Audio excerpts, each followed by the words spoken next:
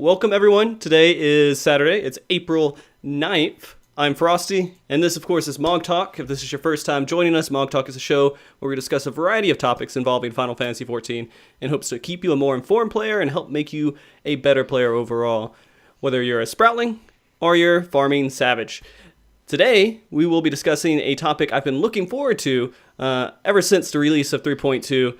We'll be discussing World First Rating, the community, and how that's all involved in World First Rating, issues affecting it, and a few other related topics that we feel deserve a little bit of attention here. Let me go ahead today and introduce our guest. First, we have substituting in for us today, a very impromptu addition to our show. Joining us is Chyea, right? For some reason, I keep feeling like I'm saying that wrong. Maybe it's the way it's spelled. It's just like you got it entirely right. Hello, everybody. So I'm Caraway. Caraway. Excellent. So real quick, man, let everybody know your experience with the whole rating scene and the World First Rating scene that you have so far. Well, I started in Collision with Layla in 2.2 for second Savage Coil. We raided together. We did Final Coil together. We got World Second. Then we went into Heaven's Ward, did Gordius, got World First there, and then sadly the team we were in split up. We went to different teams. I did Midas with another Elysium team, K-pop, and I think we got World Fourth or Fifth. And yeah, been hardcore rating for about 2 years now. It's about like every 6 months. It just takes 2 weeks off, just go hard for World First. That's pretty awesome. That must have sucked with the 5 week kind of progression that you're looking for in 3.0 though, right? Was it 3. No. That was tough, but because it was just a really frustrating tier. But just that prompts a question for me real quick. So you usually plan like a couple weeks of rating for World First kind of progression stuff. What happens when it reaches those extents? Do you like try to convince people to call into work and say, "Hey, we got"? We just haven't. Well, we have a meeting with we're stuck. We need X. We need to raid X amount of days every week to keep our progress going up. What times can everyone make it without interfering with their lives too extensively? And then we just plan a schedule around that. Ideally, and I think we got lucky last year, is that everyone was like, "Yeah, I'm at a point in my life where I can devote more time each night. I can go to work and come back each night and raid." So the third, fourth, and fifth weeks, we had some time off just to do that. Okay, that's awesome.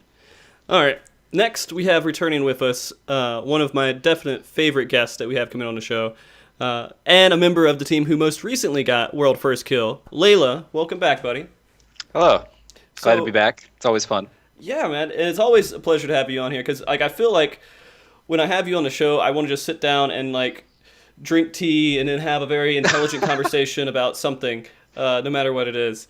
Would you mind, for people who might not be completely informed on your progress with World First, what's your experience with World First Rating so far? Sure. Well, Chyea sort of covered a bit of my background through his own, but really started back in 2.2 when I joined Collision. At the same time Chyea did. We decided to come together to tackle Second Coil Savage when it was released. And we did very well in that tier. Then we went through Final Coil together, where with Chyea we got World Second behind Lucrezia, our perennial rivals from the East. And then going into Heaven's Ward, we had the fortunate experience of being able to win Gordius. That was there was a lot of memory. I have a lot of favorable memories from that experience. And then this most recent tier, we came out on top in Midas. Not even 7 weeks ago, I think. 5 weeks ago at this point. How are you feeling after all that? By the way, are you doing World First progression is really intensive. I mean, you're going through a lot of hard work at the same time, and then you just stop. You're not in that progression mode anymore, right? Or yeah, well, I was telling you a little bit about it a couple weeks ago. When we were first talking about me coming on your show, it was very how should I describe it? there's a period of time after progression where you just need to sort of recoup and energize yourself a little bit again, because you put so much time into those and energy into those 2 to 3 weeks before that you're kind of drained afterwards. So I definitely needed to just take a step away for a week or so and sort of recuperate a bit. Okay. And that makes a lot of sense to me. I mean, if you put any kind of effort, especially the time that you guys put into that and a thought, and that's a lot of mental draining work that you're doing. It's not like something that you can just kind of mindlessly go in there and throw yourself at. You're constantly thinking about what you need to do to improve yourself to make sure that you guys get the clear. And so that's completely understandable. I'm at the point where I'm taking a whole week off work right now, because I went through weeks and weeks of mental draining stuff with lots of other stuff going on, but applying that into the game world is still the same. So real quick, let's go ahead and introduce the topic so you guys know, again, what we're talking about. So the discussion is going to be, of course, world first rating, and it's something that's always really intrigued me because of how much work and dedication it takes. To me, it's one of the truest forms of PvE competition that we have in the game. So I'm extremely excited to be able to have the opportunity to speak to two extremely awesome players who are able to actually fit into that type of environment and succeed.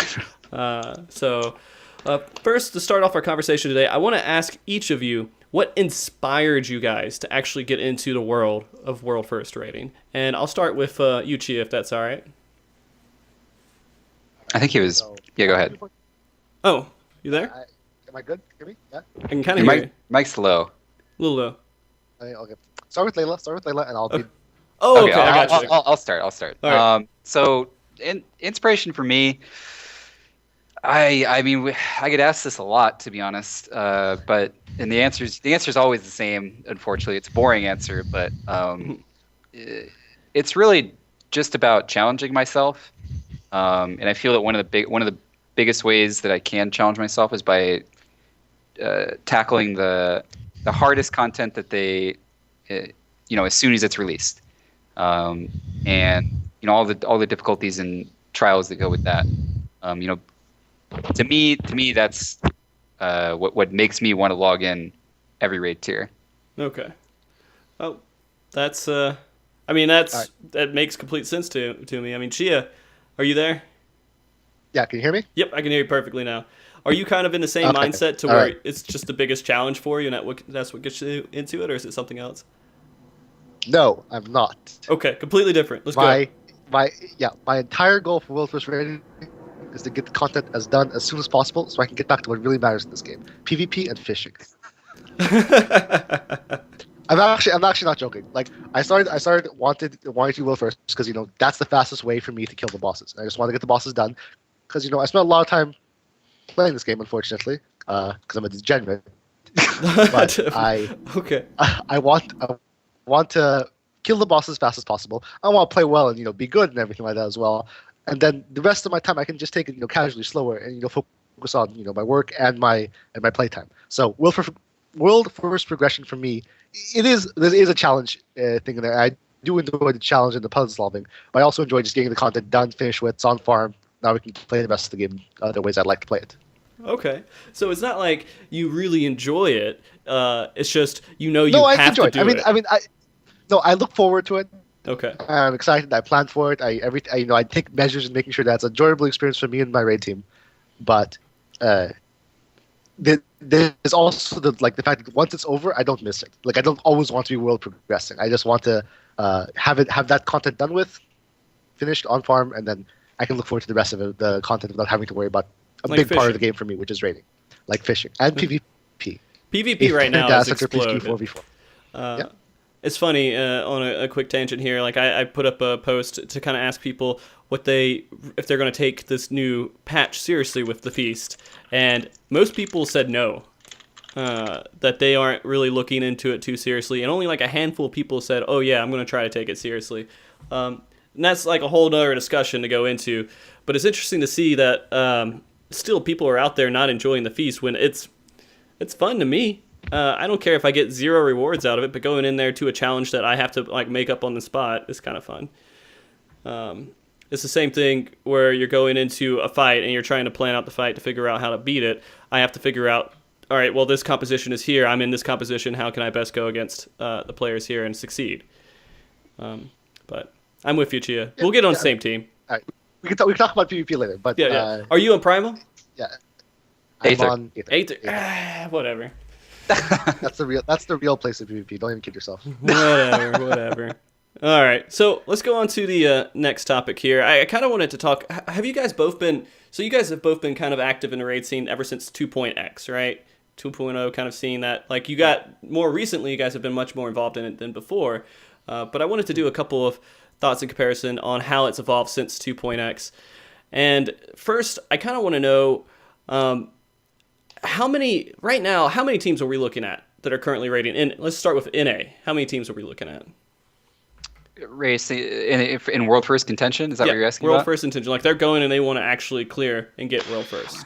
I mean, it's an ever evolving number. I mean, I can really only speak to last tier. I don't really know about what's happening right this very moment. But most. Most of the competition sort of came from Gilgamesh, I feel, at least in this most recent tier. My group and Chia's group, Chyea was with us today. We were neck and neck for a few of the fights this most recent tier. They were right behind us for A7, and A6 as well.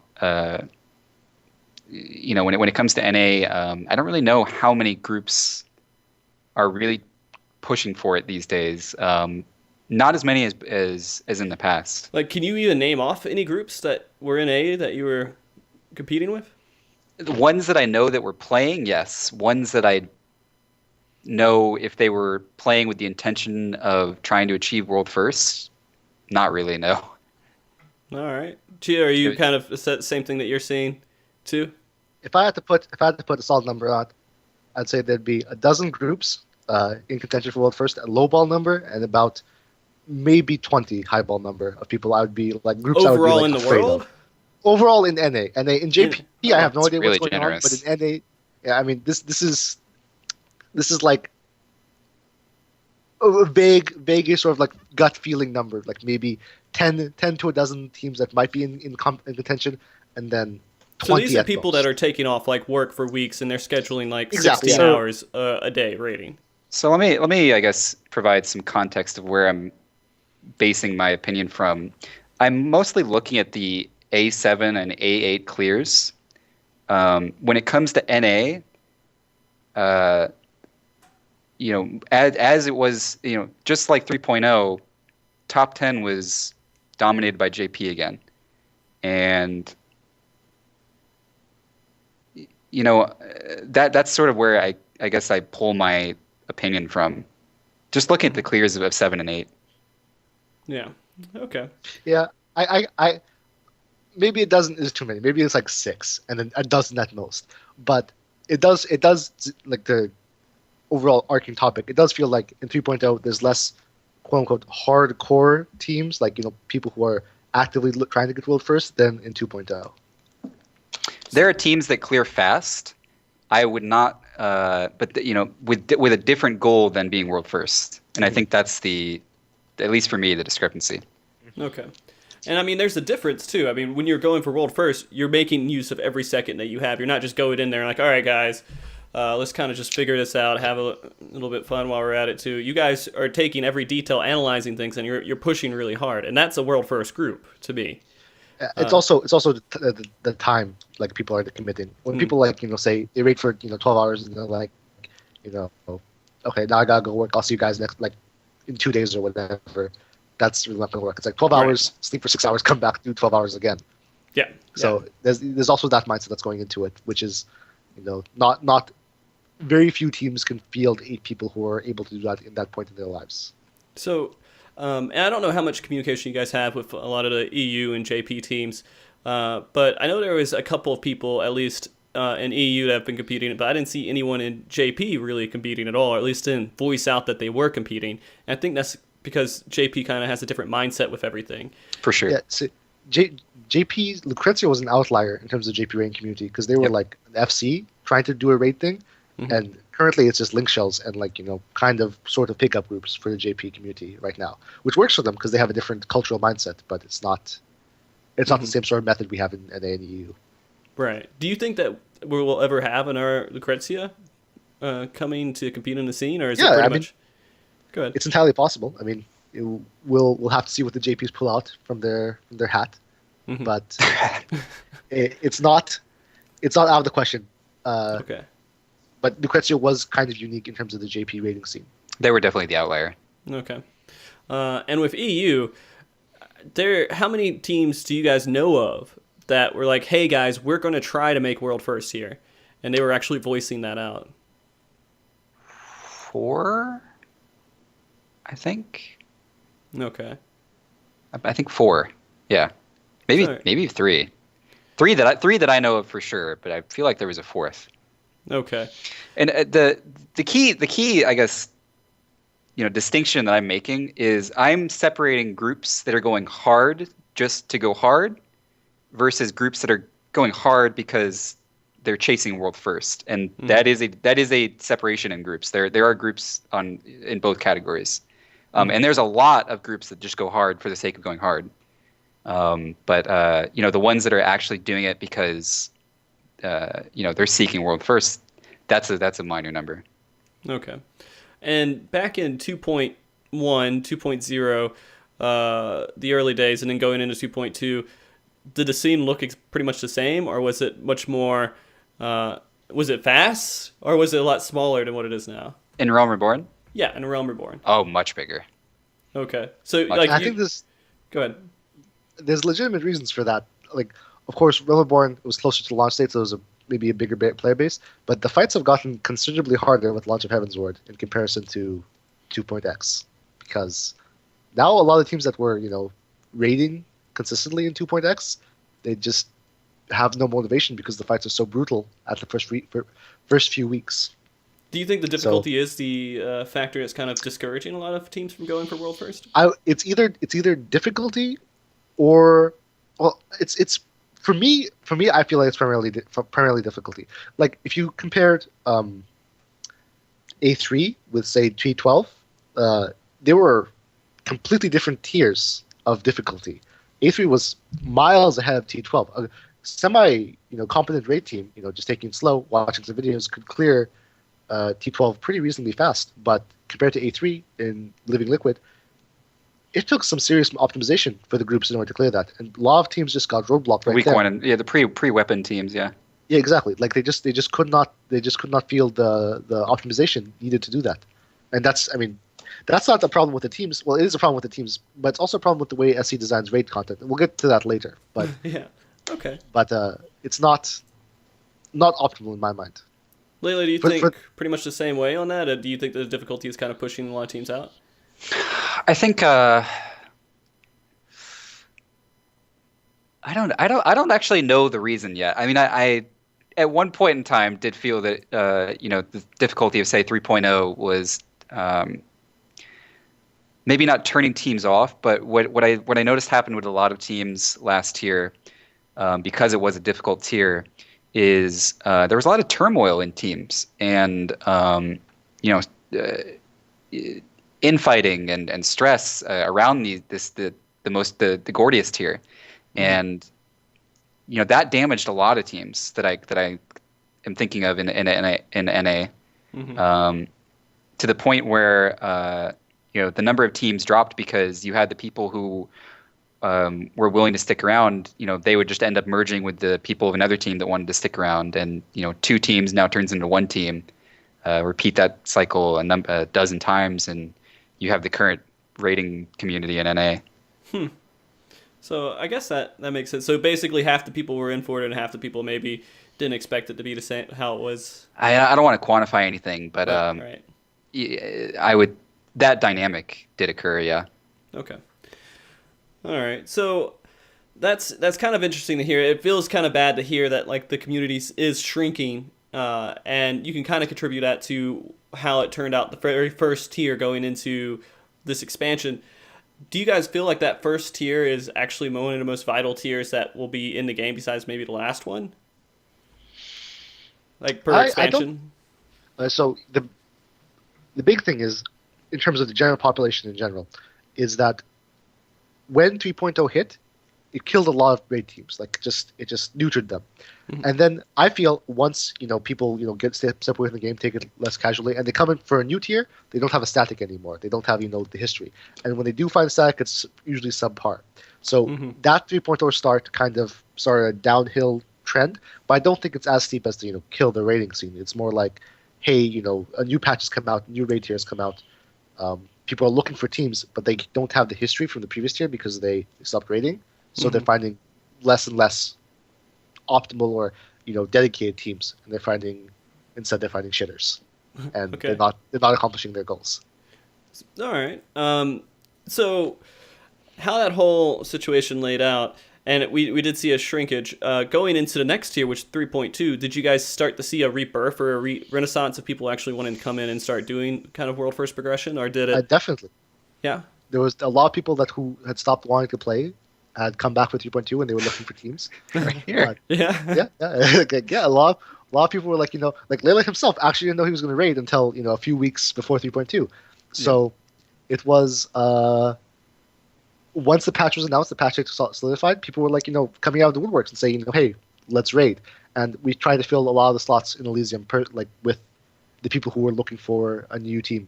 And for the most part, it worked out. But of course, some people got left out just because there weren't enough slots or teams. Yeah. So do you think going maybe into and a lot of people aren't even done with this tier yet. There's a lot of people still working on 8S that haven't completely cleared it yet. But going into the next tier, do you feel like we can actually probably see a growth going? I mean, I know it's like 4 months away, but the way that this tier went, are we seeing it going into a positive direction now? Now, personal experience, this tier is significantly more involved and interesting than last tier. Yes. Last tier was pretty poopy overall, and this tier has some pretty unique fights, some pretty unique and fun bits of the fight. There's not so much a goal for optimization. Like the DPS checks are much less strict, and there's more movement and coordination checks, which is bad for some teams, good for other teams. But overall, as a way they're shifting rating, it feels like a better move, and it's just simply more fun, which is what they need to be doing in order to improve the raid scene. The fights are still hard, mind you, but they're also more fun. Oh, yeah. Fun is a big factor in keeping people, subscribe to the game and subscribe to their agenda of raiding every week. So, I mean, they made a huge transition coming from the last tier and made DPS checks less of a thing and more of mechanic checks more of a thing. And so it's looking like that was an extremely positive turn, right? It was for a number of reasons, actually. One of the reasons that probably doesn't get talked about as much as it should when we're talking about why their philosophy towards Midas is better than their philosophy towards Gordius.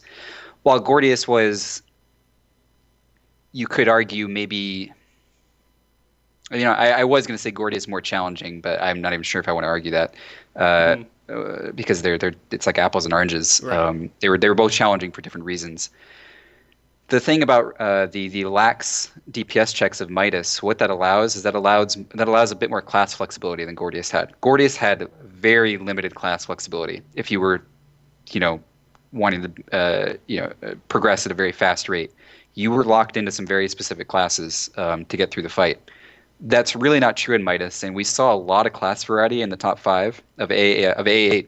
Even we saw a ton of class variety. We used a different team comp than the World Second Kill did, and the World Third group did a different team comp. We saw Astros in the top 5, I think. Yeah, we did. And that's a product of the lax DPS checks. Teams can cater their composition around their needs and not around what the fight is demanding of them, and that's going to be something that raid teams enjoy more than John Smith having to play Dark Knight because Paladin is not capable of killing this fight in this current gear, or so Susie Sally having to play Ninja or Dragoon because you have to run Ninja Dragoon to kill A3 in week 1.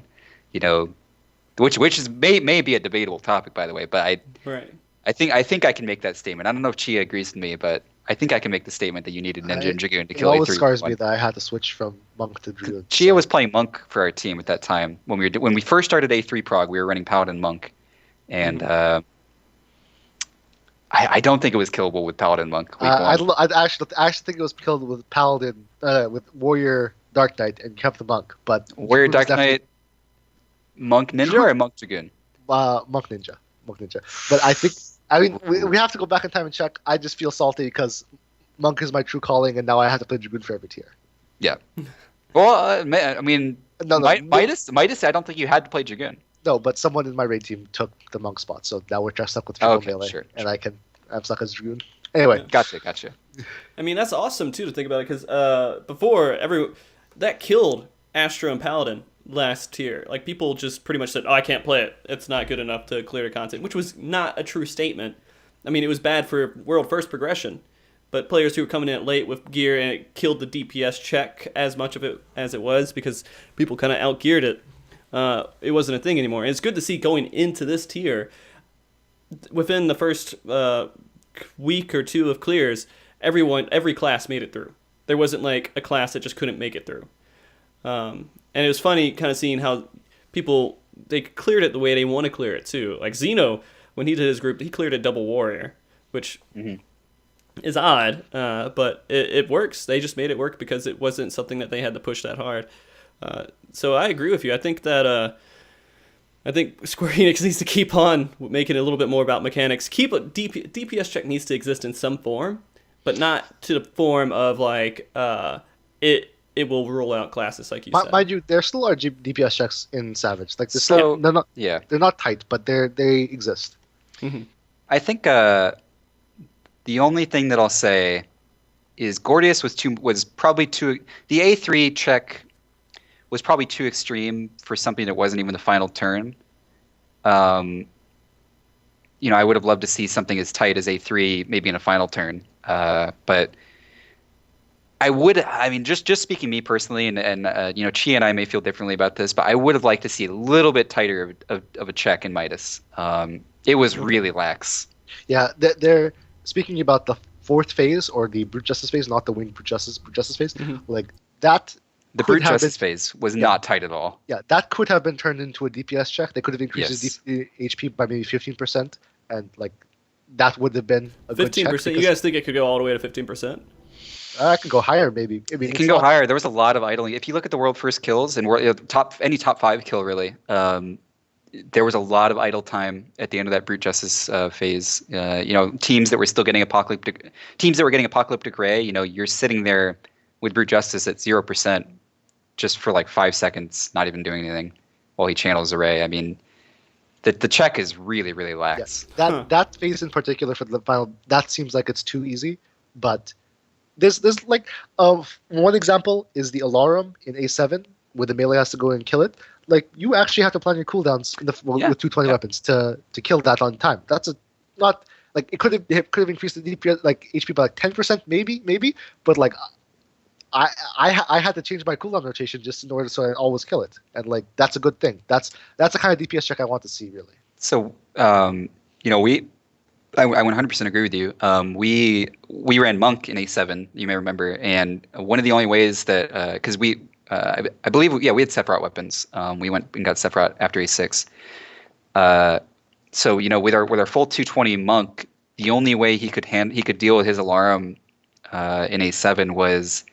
By prepping globals off of the ads that spawn right before he gets sucked into the cage. And if he didn't prep that global, there is no guarantee he leaves that cage alive. Mm-hmm. So it was pretty tight. Mm. Yep. That sort of DPS check, like that level of DPS check, I'd be comfortable with. Like that's a solid one. The A31 really just took like everyone playing on their game pretty much perfectly with Ravana weapons in order to kill it. Oh, we had it was hive weapons, yeah. It was hive weapons. Good times. Yeah, I mean, you guys had Sephiroth weapons, right? Except for like the few people who got the no Sephiroth weapons were for A7. Like most of the teams went out and just farmed Sephiroth for a while. Yeah. And so, I mean, funny enough, my team needed Sephiroth weapons for Hummelfoss, but it's just us. You're not alone. Don't worry about it. Yeah. I think that's actually the vast majority of people. Yeah, it definitely was. And even with my progression, I'm on a completely opposite spectrum of you guys. Like, I'm on the slower side that we raid a couple of weeks, 3 hours at a time. Keep in mind that your opposite side of the spectrum is the most important side of the spectrum for the health of the game. So things need to cater to that sort of demographic. Well, I would kind of mostly agree with you on that, but if you don't make it challenging enough, my side will get there. We're going to get there, and having this content spread out to a point to where we can get there is fine. But having you guys actually have challenging content matters too, because I was talking with Layla about this a little bit, and in my opinion, you got to have content that people can inspire to get towards. And with Layla going out there and having content that he needs to beat and clear, and it being really impressive and showing, hey, look, guys, we cleared this, and this is how we cleared it. And other people are like, holy crap, there's lasers going out, there's wings jumping out of this robot, there's all this crazy stuff happening, and they can't even comprehend it. That gives them something to work towards. And they're going to get it. And when they get their extra gear, they'll be running in almost 240 by the time that a lot of groups, like my groups, will probably be in 240 when we're clearing it. And it's not going to be as difficult. And that DPS check that you're talking about, we won't even know what a DPS, like if it was a DPS check. It's going to be more of just, hey, we got free time to hit the boss, let's just do it. Anyway, last bit about DPS I'd like to say is that if there's personal DPS checks, like I'm really a big fan of the Alarum, those seem more palpable to people than group DPS checks, because you can identify the problem with an individual easier than the problem with the group. So if they want to put in very tight DPS checks, make it like for example, the quarantine in Alexander's 4, where you go in there. If they had made that more of a DPS check, that would be easier than trying to delay DPS check, or the. It would also make it more interesting. Yeah, exactly. So that would be a way to design DPS checks in the future. Make it involve 1, 2, maybe half the team players instead of the full team, so you can identify the problems and then make individual changes quite easy based on what they do for the DPS check, and then make the rest of the fight fairly lax. Okay. All right. Well, let's jump back onto a couple comparisons here that we have with 2.x and 3.x. I just got really involved with that conversation. Sorry. It's a fun topic. It's a lot of fun. But I also wanted to bring it back to the interaction that you guys have with other teams out there. And back in, let's just talk about the current interaction and what we're looking at right now with groups communicating between each other. How many groups are out there, besides not in your FC, groups that are out there in other FCs? Are you guys having a lot of communication between other teams? Not saying, hey, here's a strategy. Of course, you're not going to say, hey, here's a strategy or anything that we're using, but more of healthy, hey, man, after you clear it, you guys could talk about it a little bit, discuss it, or do whatever you guys do in your world first communication. There's not an established line of communication between us and other groups. Really, if we're communicating with others, it's mostly through vehicles like Twitter or Twitch chats. If somebody's streaming A8, maybe we'll go hang out and chat, and we can shoot the shit about the fight. Or like I mentioned, Twitter before, that's where a lot of back and forth happens about fights and videos and stuff. And Twitter. One of the reasons we got really into Twitter with Final Fantasy is Twitter was the medium that we used to communicate with the teams in the East in JP. Twitter was the best way to communicate with the Japanese teams, and that's really what got us on Twitter in the first place. Was trying to have some line of communication to the teams overseas, and with Lucrezia sort of out of the game, communications overseas has not been as frequent, but there's still people we hang out with on Twitter. How did that whole thing actually happen? Where you're talking about where you guys communicate with Lucrezia? Were you just like, hey, it'd be really cool to talk to these guys, or how did that whole thing? Much. Really? I'll tell you guys a funny story. Before Chyea throws me under the bus, I'll tell it myself. Okay. I'll throw myself under the bus before he can. It actually all started with a competition in-house, inside Team Updog, of trying to be the first person that chloro follows. This was the stupidest thing. And the Skype chat went on for like almost a week. I'm just like, hey, Chloro chat followed me now. Yeah. Chloro was a very talented ninja in Lucrezia, and we had a really funny competition of trying to win their heart first. And then people would go to the notes and, oh, Chloro's a cat now. Look how cute this cat is. And I was like, this is horribly wrong. You guys are stalkers. World first follow. It was really funny. Yeah. I think who won? Was it Colby? I'm pretty sure Colby got first, and then I think Colby won. Or the Mew? I don't know. Like, I know you were. I was dead last. Yeah. I was it's so insulted. They just hated you, man. Friendly guy. That's awesome though. Like the thing about that, and then that started up a really good form of healthy communication between you guys. And I don't think Chloro knows until this day what was actually going on. He doesn't know today either, but I'm pretty sure you won't know today either. Yeah, I mean maybe someone will pass the word over to him. Throw it on Twitter, tweet it to him. But yeah, that's awesome. So you guys haven't really had that communication between the other groups besides them, though, right? That's not as much. There's not like a secret Raider channel on like Guild Wars where we just talk about great things. Yeah, so we're kind of all isolated. In Elysium, there's communication between groups, but things generally remain secular until the fight is mostly known. Okay. So was that any different back in 2.x when you guys were starting, or was it pretty much the same? Don't really recall. I was personally, I was never part of these inner circles, and still am not. So I don't know what. It's because you don't have a Twitter, man. I don't have a Twitter. I'd like to keep it that way. Okay. You don't even have a Twitch username. I had to put a blank slate there for you. That's fine. You could.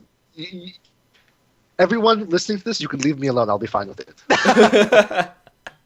Okay. We know you like your privacy over there in Canada. Anyways, so we went into content a little bit here and differences between the two. And, I kind of want to go back a little bit to the 2.x content and discussing that. I mean, when it started out, T5, that was pure mechanics, right?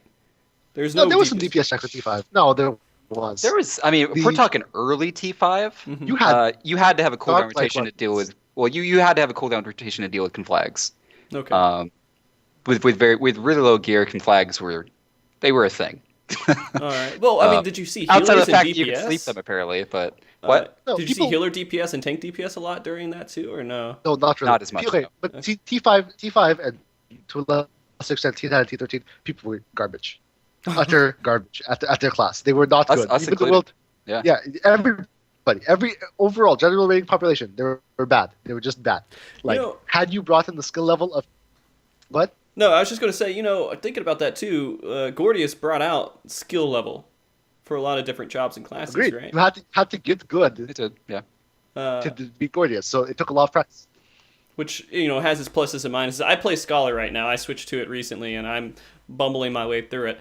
But, I'm one of those players that if there isn't like a DPS check there, I don't want to punish anybody for wanting to heal a lot and say, all right, well, you're a Scholar. You can push out DPS and you can find it. But if you're more comfortable healing, I don't think that it should be required that someone who leveled up a healer class should be like expecting to do full out DPS and only throw a shield up every once in a while.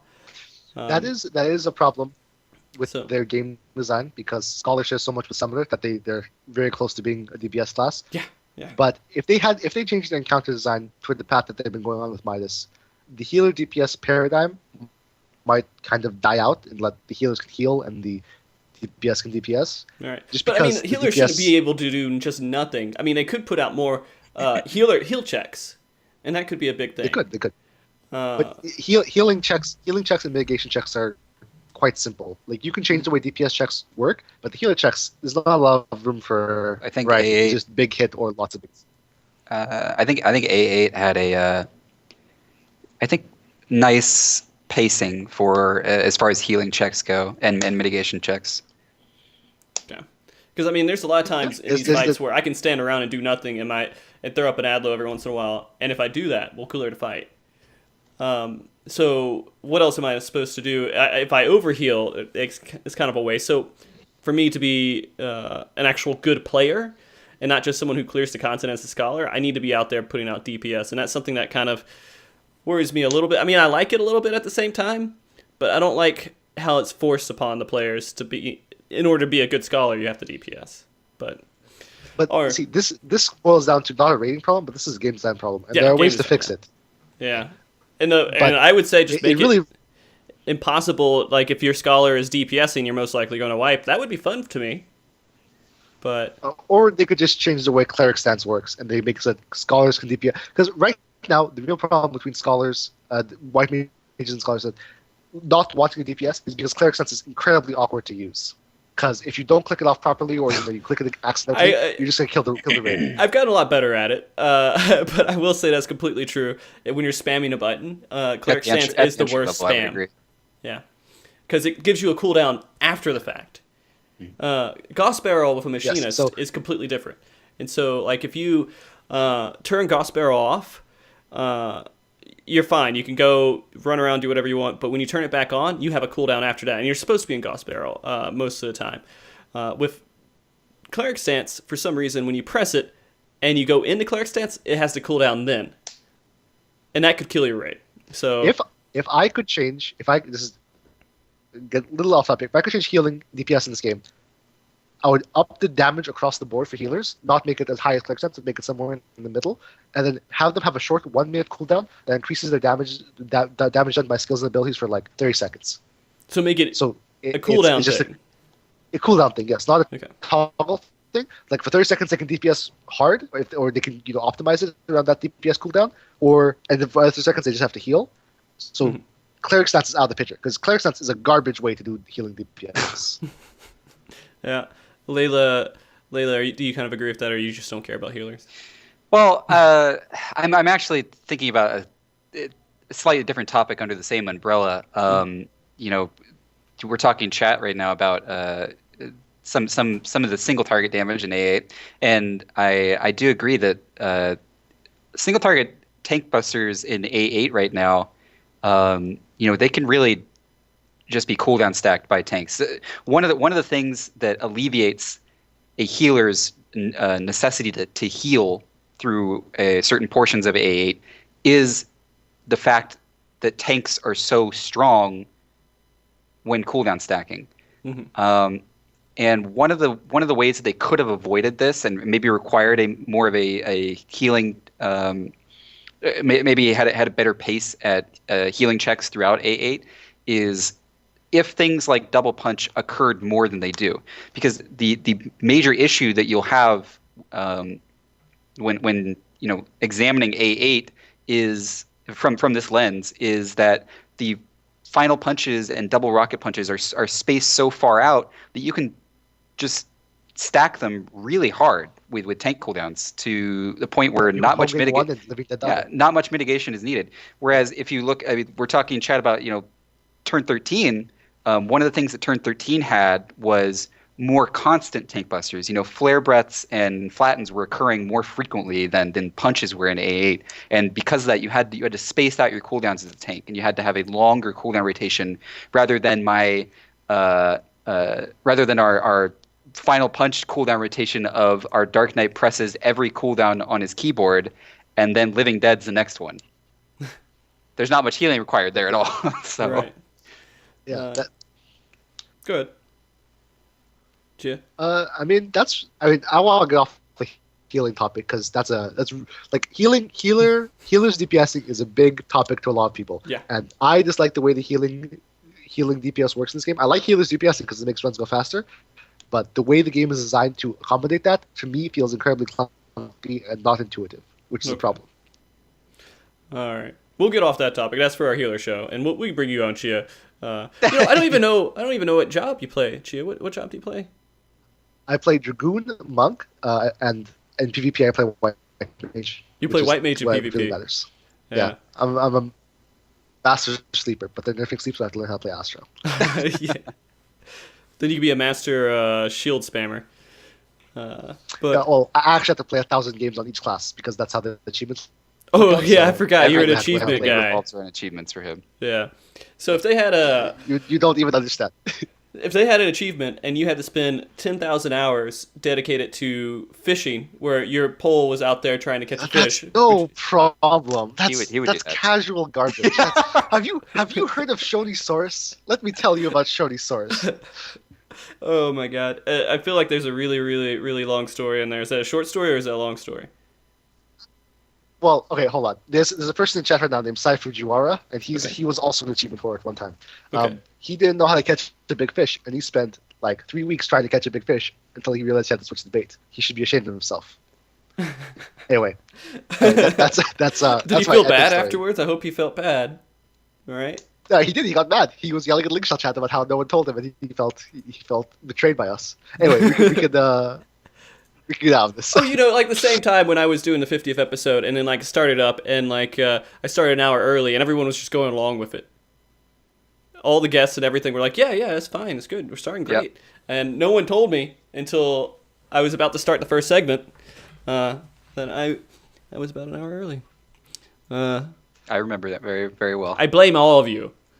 Just kidding. We just thought that you knew something we didn't. Yeah. See, that's the whole Arizona thing, right? Yep. All right. So the other question I have here that I want to jump into before we start pulling up some raid questions here is actually let's pull up not raid questions. I'm sorry, viewer questions. Let's pull up some viewer questions here because I think this will make a good segue into that after we hit a few of these questions here. So we've got a quick question here from Shaman Art. He said, for both of you guys, how do you think you'll approach raiding or playing in MMOs if at some point in your life it doesn't allow you to go at it as hard or at a world prog level? Will you still, I guess a good question would be, or would you still be interested in MMOs if you couldn't go at the level you are now? Speaking for myself, yes. I've only been doing world progression rating for a very small portion of my MMO lifespan, if you want to call it that. I've been dabbling with MMOs since the young age of 13, even playing EverQuest. And I'm 26 now, so it's a long time. Yeah. And certainly not all 13 of those years have I been playing hardcore or whatever you want to call it. Mm-hmm. So there's always going to be things that are going to grab my interest and that I want to devote my time to. It's just I have to find something that interests me enough to devote my time to it. And there's many different ways to devote your time other than progression rating, which requires you to have time off from work or life responsibilities. There are other things you can devote time to that are also equally interesting that don't require that same level of time commitment. Okay. Chyea, right now, how hard at it do you go with rating? Is it like really hard, or is it just kind of like we'll get there? Well, we did go really hard for the first week, and then people had their lives, and we had to take it casually. But to me, playing an MMO is only like you can play the worst MMO in the world, and if you're playing with people you like, you'll keep playing that MMO. That's how MMOs work. There's a Tree of multiplayer Savior. aspect Tree to of it. Savior. Exactly, blade and soul. Like these Good. sort of things make people want to play the game, the community, and stuff like that. So even if someone like me isn't world first rating or not getting world first or whatever, I'll still play the game because there's a lot of people I enjoy playing the game with on a daily basis when we're not rating. So that's to me how I view MMO. If you enjoy the people you're playing with just daily on interaction basis, I'll still keep playing the game. It's no problem for me. Mm-hmm. Okay. Let's jump into the next question here. And Jim Link says, this is a question for Layla. Since Elysium got a lot of world first, they're probably attracting a lot of applications. If you can speak about it, how many new applications you get when a new raid is released? Not as many as you'd expect. So please visit www.elysiumffxiv.com and apply today. I think it's just there's people sort of feel that the level of entry to the type of progression that we involve ourselves in, they put an arbitrary barrier around it and think that it's a lot higher than it actually is. I would just encourage people to get out there, try it if you're interested in it, apply to teams, and because it's really enjoyable, and I want to support it through pulling in new applicants and new faces, because that's how you keep the community going. I'm not going to be playing the game forever. There's going to need to be a new warrior tanking for Elysium at some point. So you want to be bringing in new people. So are you trying to give us a hint or something, Layla, or like? No. This is not my segue into an announcement Okay. on using MogTalk. No.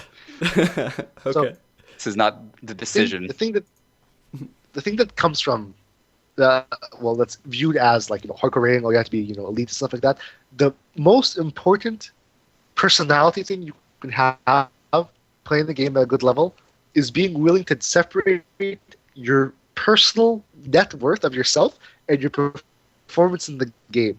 People can criticize your performance harshly, as long as you separate that from a personal insult and get better. That's what you really have to distinguish.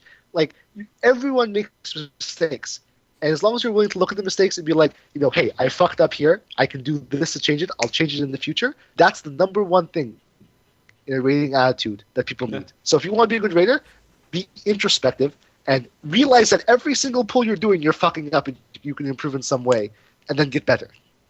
Yeah. We kind of piggybacked off his question to make a point, I guess. But yeah. Yeah, so but see, apologies for not really answering the question, the call of the question. But Yeah. Yeah, I mean, but so that's you what guys some don't. people Well, you answered it. You find. say you guys don't get an influx of new applications every. yeah, single not day. as many. Yeah. Yeah. Okay. All right. So let's hit this next question here, and we're gonna jump back real quick to it just because Oakenfell wants to ask about it real quick, and it does involve Midas. So before we get off the healer topic, what do you think is the reason why Astro was able to clear Midas so fast? They got buffs. And their toolkit is actually quite good for Midas. They have strong shields and good healing cooldowns.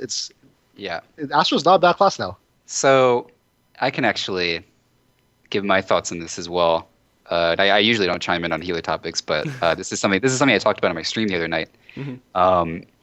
One of the things that Square, I assume they're aware of. I assume it's in their design philosophy when they were designing the fights this way. One of the reasons that classes like Paladin, Astro, I guess those two being the main benefactors of this. One of the reasons that classes like those two are more viable this tier than maybe tiers prior, outside of the DPS buffs that Paladin received, is the large amount of darkness damage this tier. Darkness damage is actually very healthy for class viability, because what it does is it makes it, if everything in A8 wasn't darkness damage and everything was just magic damage, in my eyes, Scholar White Mage would be the clear runaway winner combination for that fight, and you'd never win an argument for taking an Astro outside of maybe the argument of the balances that you can spew out in the Wing Justice phase. But when it comes to mitigation, you'd never win an argument. Scholar White Mage would just murder through throughput and mitigation. But because of darkness damage, not all of the Scholar's kit is relevant. And things like Divine Veil, things like Bowl, if you're that crazy. Bowl, well, honestly, there were portions of A8 progression, where we weren't really caring about DPS, where we joked around in TeamSpeak about how, man, I really wish we had Bowl right now. There are times where when a boss isn't targetable, or when a boss is targetable, but maybe the debuffs on the boss don't actually affect the damage at all because it's darkness.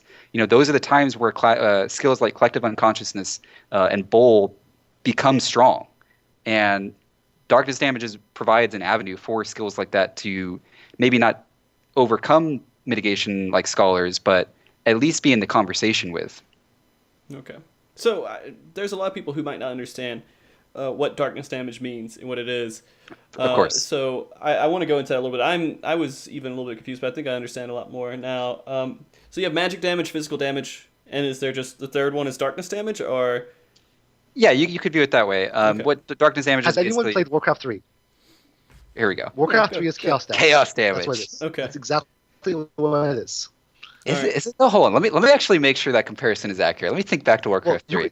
Chaos damage was unmitigatable by armor and magic defense. See, but That's what darkness damage is. yeah, that checks out. I mean, essentially, what darkness damage is darkness is not magic or physical, and that means your physical defense and your magic defense do not matter for it. It's not tied to a magical attack, so a mob's intelligence doesn't affect it. So things like delirium and virus don't no longer affect it.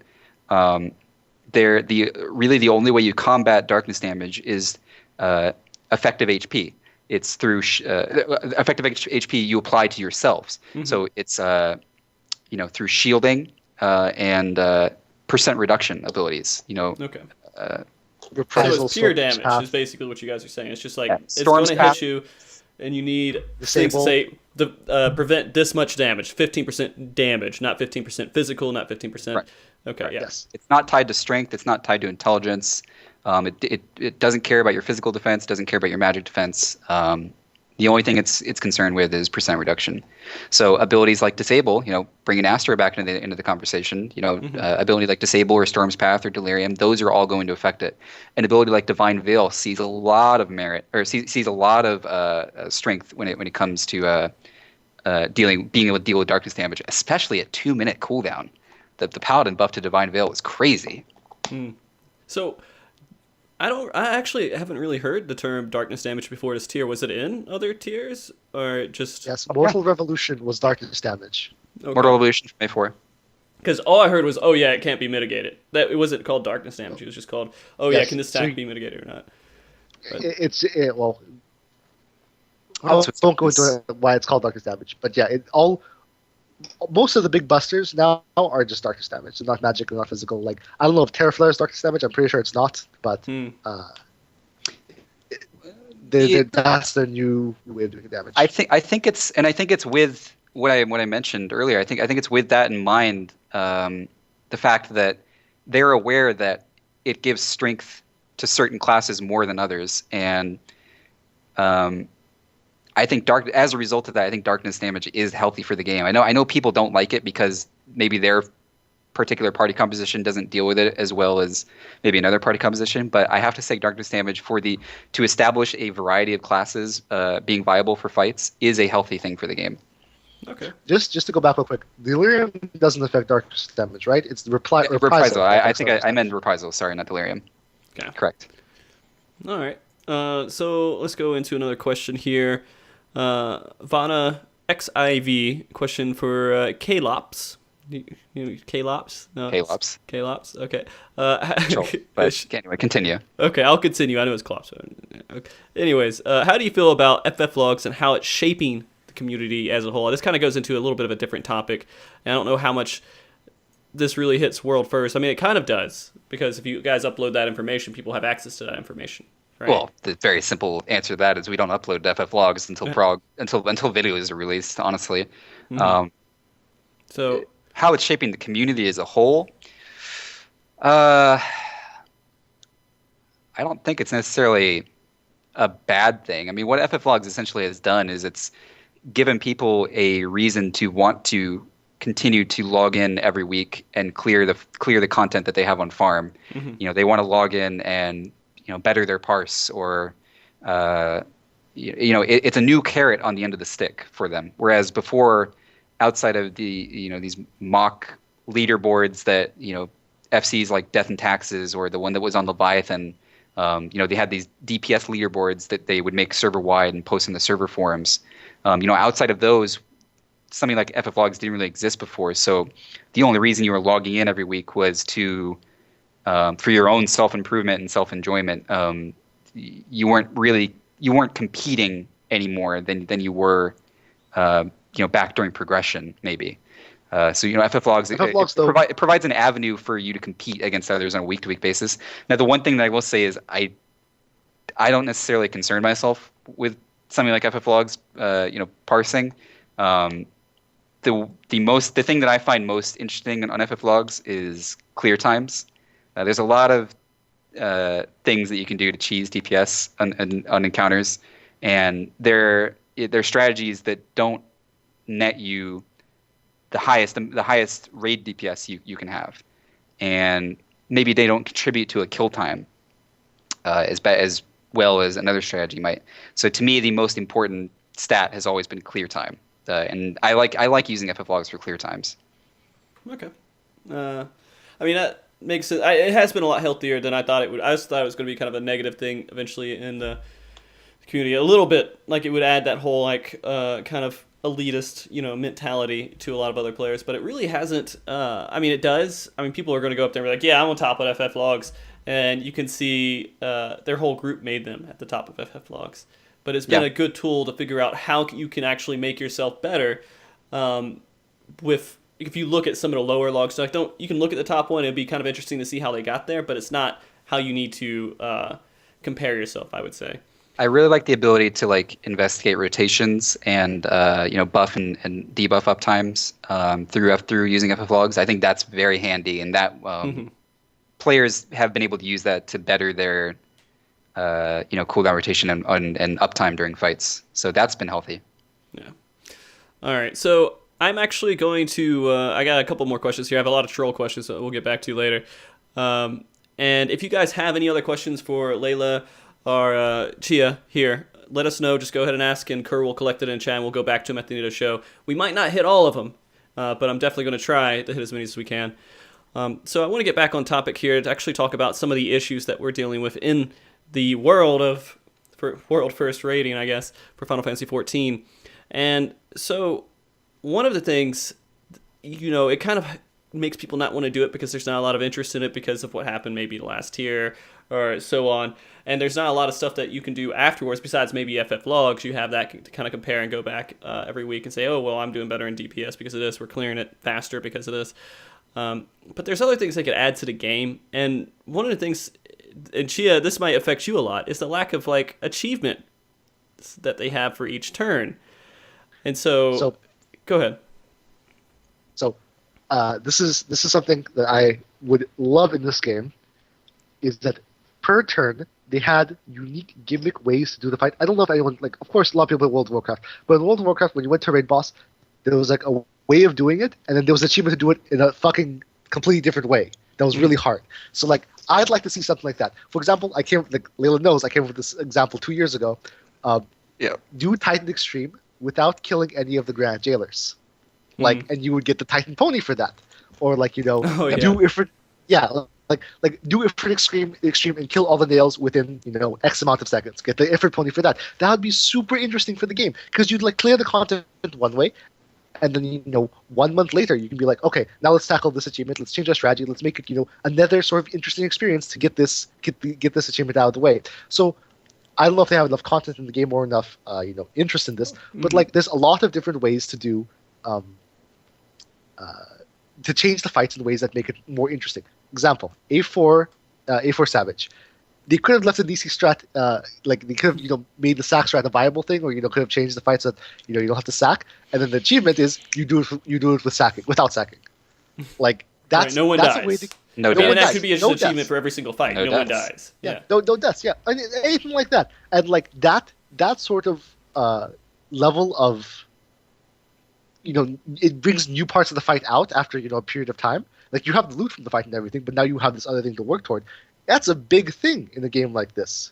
Like that's a lot of fun, and it gives people a reason to go back and do the fights. Maybe they couldn't do it this tier. They'll, instead of going back for the loot, they'll go back for the achievements. Yeah, and see, here's your whole thought process of making mounts actually a reward for doing it is an intelligent design.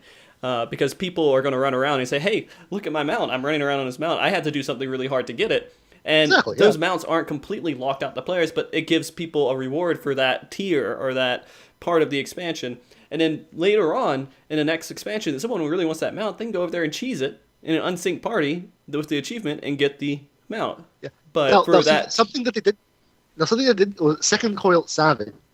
This was like kind of like the way they did it. They took a fight and then they change it up and they mix it up and you got a title for it. And like it wasn't popular because it was too I don't know, like out of the way for too hard basically. But if you incorporated some elements of the Savage fights into Second Coil and you changed them and you made so they were optional, people would definitely do them after a certain period of time just to get the prizes and the titles and whatever.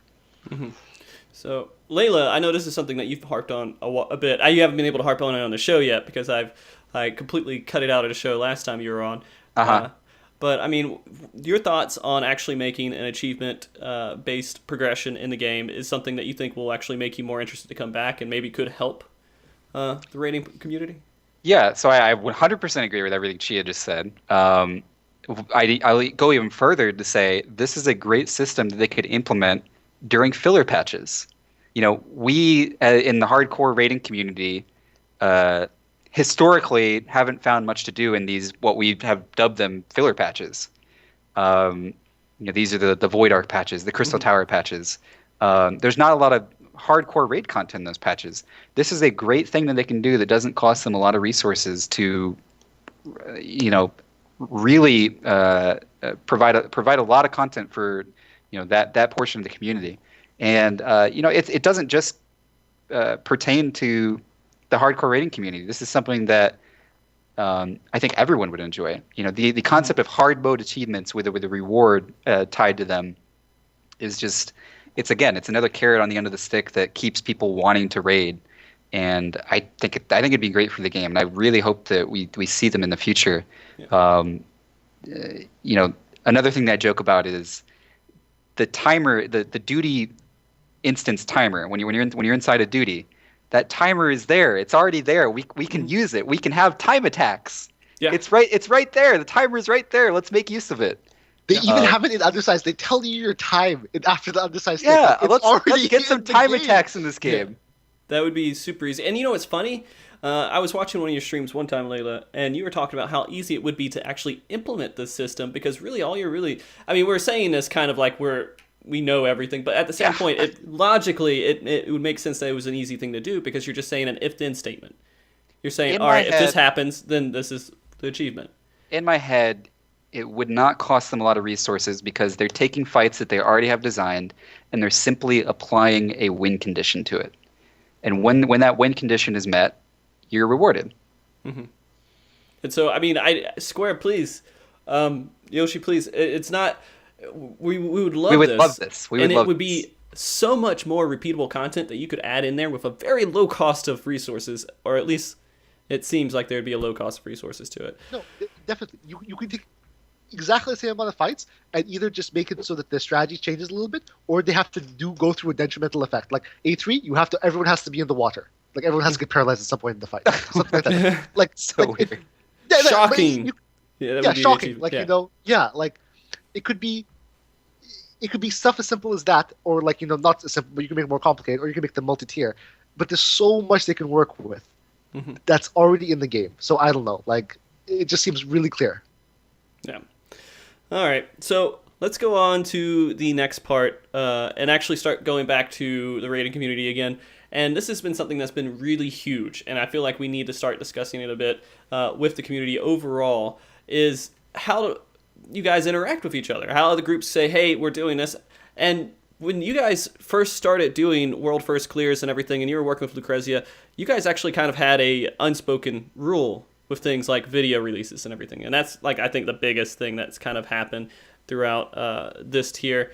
And so I would like just to hear your 2 cents on it, Layla, with kind of how the etiquette between groups really is right now.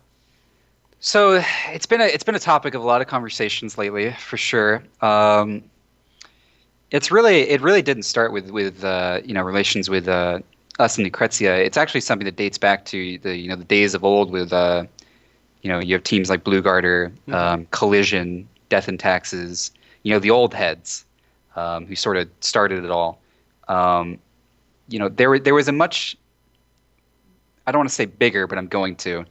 There was a much bigger hardcore, competitive scene back then for raiding. People were much more interested and invested in the race back then, and I think that's undeniable when you just look at the sheer number of groups competing then versus now. Talent is completely removed from the equation here. We're only examining quantity, not quality, and back then. Because of that, there was an unspoken rule and respect between teams regarding, video releases, because a video release does impact progression. There's no denying it. Publicly streaming a phase that one team may not be on is going to impact that team's progression. Maybe they're going to see your strategy for reaching that phase, and that's going to catapult their progression in reaching that phase themselves. And then you're directly altering that team's position. Maybe that team, maybe the separation occurs on a fight between two teams because one team is better at a certain mechanic than another. But on the next fight, maybe the team that was behind is better at a mechanic that the team that was ahead is doing. So they catch up there. When you have public knowledge like that, a scenario like I just described becomes affected negatively. And I think today the community is a little different than it was back in Realm Reborn. There's not as many groups competing. So, the people benefiting from this, withholding of information or, this video etiquette of these unspoken rules between top-rate teams, the people benefiting from this it's a much smaller number than it was back then. And, we're currently at a point in time where we're evaluating, is this the best thing for the community? What is the community want to be? Do we want to be? Do we want to foster competition? Or do we want to foster open communication? And that's something that we can't decide on our own because we're not the sum of the community. It's really what the community wants and where the community wants to go. Okay, and I mean, we gotta have an vision of what we'd like the community to be too. It's not just like, well. You don't do this because you're like, oh, well, all right, well, it makes sense to kind of do it. You have a thought process behind it. You're saying we don't release videos because we don't want people to go out there and maybe they're having fun, they're learning a strategy on their own, right? Mm-hmm. And if someone releases a video, your whole group is racing at that same time. They're probably, some information is going to get leaked into them from that video about what they should be doing. And I feel this all the time, but that's because I'm so behind on the rating scene. Not behind. I'm just at a different pace. It's really fun actually having people come into my stream every once in a while we're rating. They're like, why are you doing this way? We always do this, and this is how we clear it. But funny enough, the content can be easily cleared in a few different ways. And I like the advice every once in a while, but this is different when you go into World First Progression and you're trying to clear something, and your whole group becomes poisoned by this idea that, hey, the way we're doing it is completely wrong and we have to completely change everything we're doing, even though it might work with how they're progressing now. But they get shaken up a little bit by that video. I don't know if what I'm saying is actually true. I just think that makes sense. Yeah. The release of video changes the way people do the fights just because that's a strategy that works and people can emulate. Right. Like they've seen success from it. It's not like exactly. If it works for that group of 8 people, it'll work for our group of 8 people. We just have to do what they do, and that's a true statement. Like that is a true statement. It is, as Chyea might get into in a second. That's a hard task for every team. Some teams do a certain strategy better than other teams. One strategy doesn't always work for every team. Mm-hmm. To me, I mean, in terms of just videos and not releasing videos after the fact is done in early. Like, I mean, people have their own motivations to release videos. Like, for example, for the A4 and the A8 videos, the JP teams released early. Like, it's annoying because I mean, like, Elysium was first, whatever, like that sort of thing. It is annoying, but I don't care about it too much. Like, we'll just release video right after or anything like that. But it just, they don't have to abide by the unspoken rules because they never signed off on it. But it does change the way the game is played for a lot of people, just because they see a new strategy and they want to follow it because it works. Yeah. I mean, when we're talking about that too, you guys, of course, you cleared it first, right? And so if someone, in my idea, all right, say I'm a world first progression raider, and I'm going and I'm like, oh man, I'm going to beat Elysium. I'm going to just wreck them. I'm going to beat every single team they have. Our group is just going to do it. This is my inspiration. We're going at it 20 hours a day, sleeping 4 hours, drinking 5-hour energy drinks. We're just like busting our asses to do it. You guys get the first win, and we're like, well, that kind of sucks. But at the same time, I'm thinking, when I clear it, if there's no video released, I'm not going to just throw a video up right after it. You guys have won that race. after you guys release it, then that's like, okay, well, I guess it would be okay for me to release it too.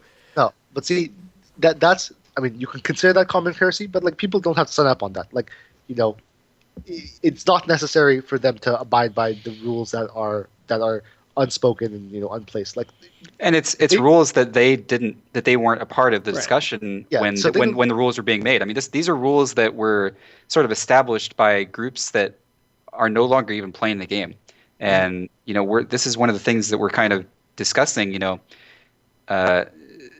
The people that we're worried that we're trying to be respectful towards and uphold this etiquette, those people are gone. They're not playing the game anymore, and the new people that are playing the game, they're not caring about this.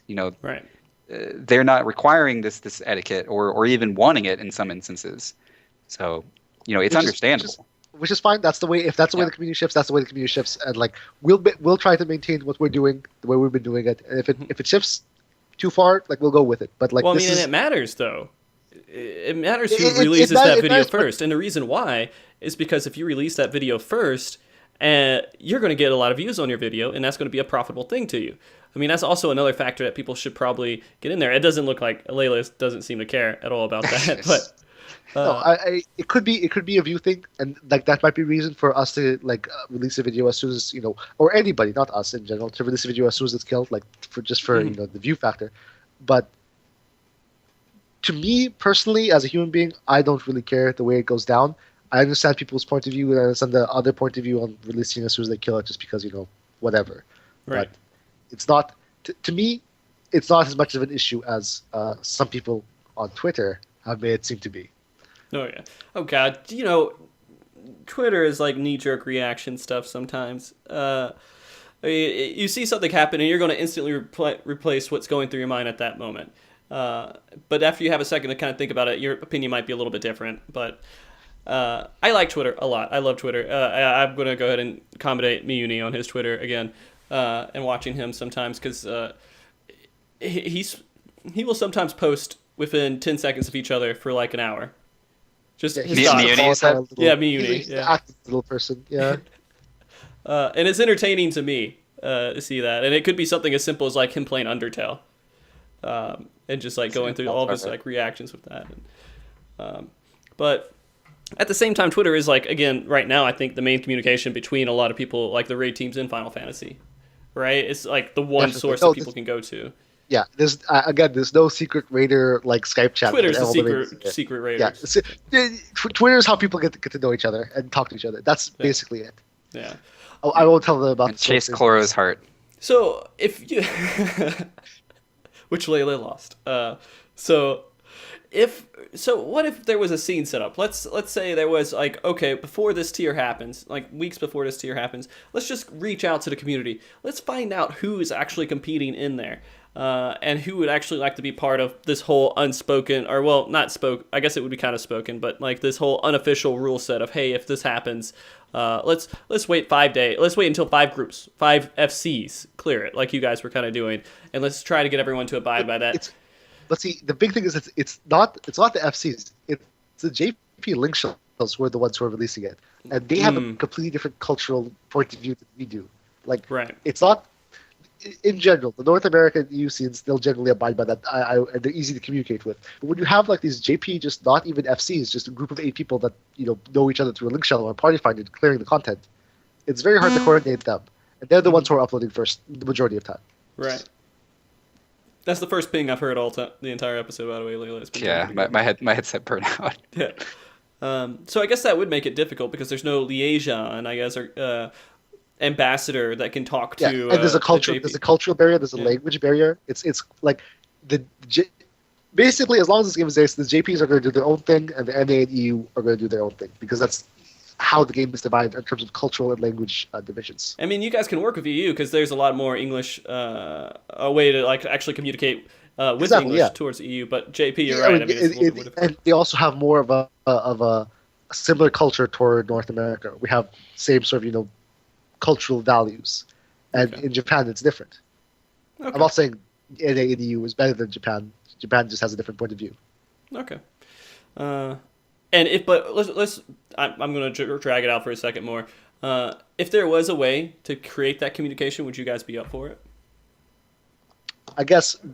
I just don't see. Go ahead. I don't. I don't put a lot of stock into caring about these sort of parts of the rating community, in terms of releasing videos and stuff like that. I don't really see that as a important part of it. But if it were possible and it were simple, I would take part in it. But I don't. At this point, I don't want to try and push for that effort. Okay. But Layla might feel differently. I mean, like you were saying earlier, the issue to me is that the Japan rating community is essentially it's a group of link shells, and their reason for rating and playing the game is going to be very different from what we're proposing. So I just don't ever see it happening. I don't see I don't see their interest and our interest aligning. Okay. All right. Done with that part. Plus, they won't obey Dirty Foreigners rules. Fair enough. But another factor that kind of affected world first progression, and it wasn't a huge factor because the time differences wasn't I think enough to even put it up to a debate on it. But there's server stability issues at the very beginning of progression, and that affects it. Yeah. And so, for example, a lot of JP servers were down for a long time as soon as the patch came out. EU servers had issues. I think eventually there was also some issues. I don't know if was it Aether or was it Primal that had the issues with servers around 3.2. Wasn't Ether. We didn't have any issues. We didn't have any problems. Okay. Well, we had problems later, but the opening week we didn't have problems on Ether, so it might have been Primal then. I'm not sure. So is server stability? I mean, it's something that we would like. The Chaos of course. data center. Was it Chaos? Yeah, Chaos. Well, Chaos had a lot of issues. Yeah, also. it was in Chaos. Chaos was in Chaos. But when we're doing stuff like that and it's cutting hours, like half a day, 12 hours almost at some points off a competitive rating scene, it hurts. The inspiration to actually go out and do it. For example, there's a group that's going head to toe with you guys and then they just can't play for 12 hours. They may lose lack of inspiration to keep going. Do you feel like this is something that Square needs to really start investing time into, or is it just part of the game, is how it's going to be? I to be honest, I feel Square does not care cares very little about the world first scene. They care more about the health of the game in general. Okay. It's unfortunate that the servers go down since it was down. That's really garbage for the race, and no one really wants that. But it's just a part of running a video game. It's going to go down sometimes. They should put efforts in not doing it, but it shouldn't be the number one priority. Okay. And Layla, do you feel like there's any kind of urgency for them to change the way they're doing, or is it just whatever? It's just kind of. I mean, I don't know what the issue is to isolate. What they would need to do. I mean, it's really unfortunate that you have these crashes occur at such a pivotal moment as a moment as pivotal as the hours after a patch, and I don't want to see it happen because. I could easily just put myself in other people's shoes, and I could have been going through those crashes myself, and I would have been really frustrated. We went through our fair share of crashes during A8 progression, much after the first week. But to not be able to log into a new patch to start A5 when there are other teams who are already starting A5. It's very frustrating, and it takes a very experienced crowd to be able to stay motivated through that. So I do think it's really unfortunate. I just don't know. I don't know what they would do other than put more resources into monitoring it. Okay, fair enough. I was actually talking to Arthas a while back about this whole issue when they were having crashes, and he said before his service even came up, he's like, "Yeah, we probably won't raid the first day because we know the server's going to be down." It's almost something he expects at this point. And that's disheartening in itself, but I don't know, Square. I don't know. I'm the same place you are, Layla. I don't know what to tell them either. I work in IT, but I don't have any idea what could be causing their instability. I think in some closing thoughts about the video, releases and all the discussion that goes with it. One of the things that might get misconstrued is this concept of delaying a video until after X number of groups have cleared the fight. It's really not for our benefit. I'm going to be blunt with you guys. it would be a hell of a lot easier for us to just upload it the night we kill it and be done with it. Like, that is much preferred for us. And if that's what the community wants, we're for it. Yeah. The issue is that we're trying to be respectful to the other teams who do care about the competition. And one of the conflicts that we're having is that pool of players that are caring is a lot smaller than it used to be. And it's largely outnumbered now by the people who don't care. Right. So that's sort of where the conflict is. I'm going to be completely honest as well. I don't think you guys should hold off anymore unless if you have people who are going to be willing to do that stuff with you guys. Because it benefits you guys a lot. I think it's super beneficial. I mean, you earned world first. You might as well get whatever rewards you get from that after you do it. And people, it looks like people just don't care the same way that you guys care. I know you guys are doing it out of respect, and it makes sense. And that's something I would respect too. But when you get into this whole mindset of, well, let's wait for people, and then people are like, well, screw you, I don't care. I'm going to post my video right now. What's the point? Well, there are points, but I don't have the full answer, and it's not really my place to make the answer. At this time of what's right, what's wrong to do, what should we do, what shouldn't we do, because there's a lot of people that it affects, and it's just something we just have to continue to hear opinions on. And you could also just have get someone in Elysium, and all they do is just sit there waiting to hit the upload button, and they just sit there with a trigger finger. I mean, that's essentially what Miu does. Really? So more or basically, less. as soon as like you see a video posted, you post it right then at the exact same time, and you just you put it to private, put it in its own little section there, or put it to not unlisted, but private, to where people can't view it, and then just release it as soon as. Well, we already do that. I mean, it's already unlisted in private the moment the boss is dead. Okay. Miu had it ready to go, and was just like 10 minutes later he had unlisted. Okay. Or listed.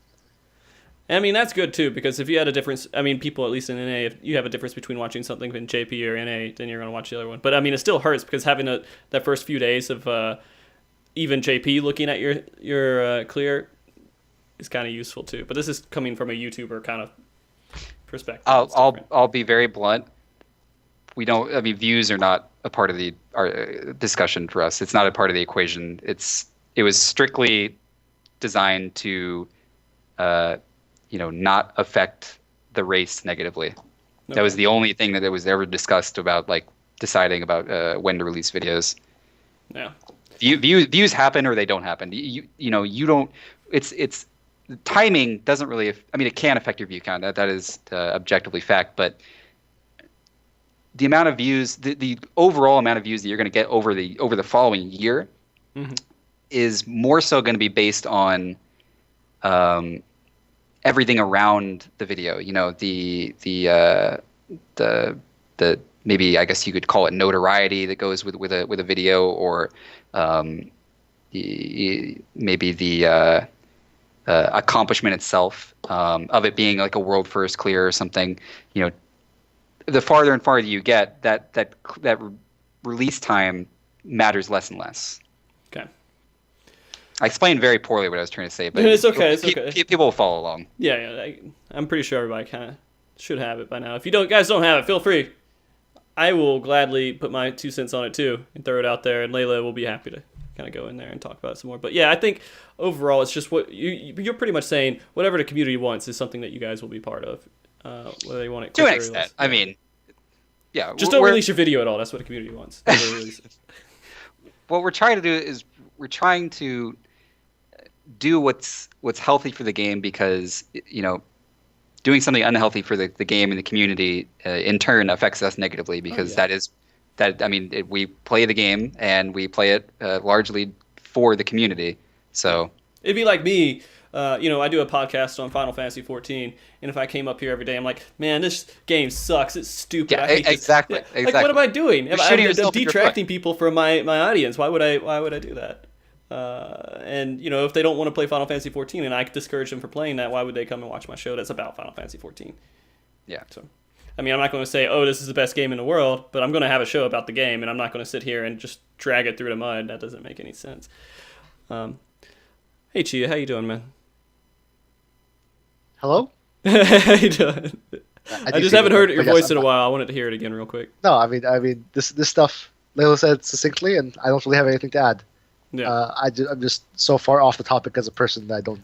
So let's He get doesn't out. concern himself with this stuff. We'll get out of all that real quick, and we'll actually go into some discussions about the actual raid environment itself in Midas. And one thing, Layla, definitely I know you wanted to talk about, but I don't know anything about right now because I haven't invested time to investigate it about, is the sack strat for A8S. I knew it was Boy, coming. I love it. I knew it was coming. Ready I for love it. the sack strat. Okay, so let's talk. Here we go. Layla, could you, for everyone who doesn't know, what are we talking about sack strat for A8S? And I'd love to detail it. Let's talk Okay. about it. Let's do it. Okay, so what Frosty's opening discussion about is a commonly used strategy for clearing the floor 8 of Alexander Savage. Essentially, if you're familiar with Alexander 6, this discussion is going to hinge on you being familiar with Alexander 6.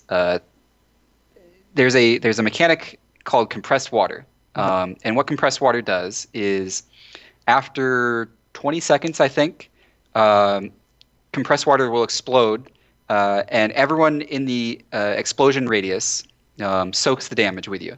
It's going to do a static amount of damage. I forget how much it does in A6, but maybe I can tell you that in A8 it does 150,000 damage. So when you split it with 7 people, when you soak it with 7 people, it's going to be doing about 18.5 thousand damage to each, something like that. It's like 18.7 or something when you split it 7 ways. And that's a lot of damage. 18.7 thousand damage to 7 players. That's a lot of damage. There's a mechanic that goes along with compressed water called punishing wave. And what punishing wave is supposed to do is when you do the mechanic improperly, and that means if you die while holding the compressed water before the explosion, or if you let the compressed water explode but don't have anyone soak it with you, that's the game views that as the mechanic being handled improperly, and it will cast punishing wave, which is a raid-wide AoE that is essentially an auto wipe. For whatever reason, even though punishing wave exists in the game files for Alexander 8, punishing wave does not exist in Alexander 8. And because of this, there's a strategy that was very popular during A8 progression of suiciding the player who has compressed water into a mine, and having that player die, and the compressed water debuff is now removed. But there's no punishment for removing that compressed water from the fight. The only thing that happens is you now no longer have to deal with an 150,000 damage AoE that you have to soak with 7 people. You've just removed it from the fight, and you raise that player when convenient, and you kill the fight with a weakened player. It's once again the second tier in a row where the final boss of the tier has been able to.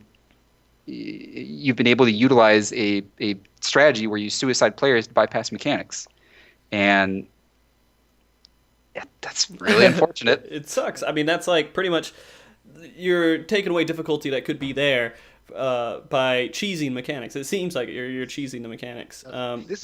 So Chyaa's going to we're going to be fighting tooth and nail here on this topic. I can tell you over the next 10 minutes. My position clear first. Well, I will let you make your position clear, but let me finish. Let me give my closing first. statement. Let me give my closing statement. Okay. It is really unfortunate that it exists. It is very unfortunate for some reason punching wave doesn't exist in A8. But just because just because it doesn't exist doesn't mean that players should or should not do it a certain way. We as raiders should do what the developers give to us, and they have given us a fight that does not have punishing wave, and that is not a group's fault. And I don't want to ever witch hunt a team for using that strategy. I don't want anyone from my team to witch hunt a team for using that strategy. They are doing what is best for their team, and it is not their fault that a punishing wave doesn't exist. So, that's my closing thoughts on the matter. Okay. Chyea. So, I agree with Layla that this should have never made it past their testing. Like the Nisi thing and this thing, unless they were intentional, which I don't think they were, should have not made it past the testing. So, this is a criticism to SE, and that it really didn't test all their mechanics and how they interact with all the other mechanics to not blatantly miss such a big thing. Because you skip not only the tornado, the water tornado exploding, but you also don't have to worry about positioning. The boss, you don't have to get rid of the tornado using one of the boss's other abilities, because that's the other half of the mechanic. Yep. You can just have the boss stand there, and you can just wail on it for the next 20 seconds. So, it's kind of a big deal with the sack strat, and SE should have seen this coming. That being said, I agree with Layla's statements that if doing the sack strat lets you kill the boss faster as a group, progress to it faster, do it. Like, I mean, whatever. It's there, do it. You're not breaking the game, you're not exploiting. It's already in the game. Just kill the boss any way your group wants to kill it. Right. I mean, it's not against TOS. There's nothing crazy going on. Yeah, you're not like you're not a lesser person for using the sack strat. You're not like, scum of the earth.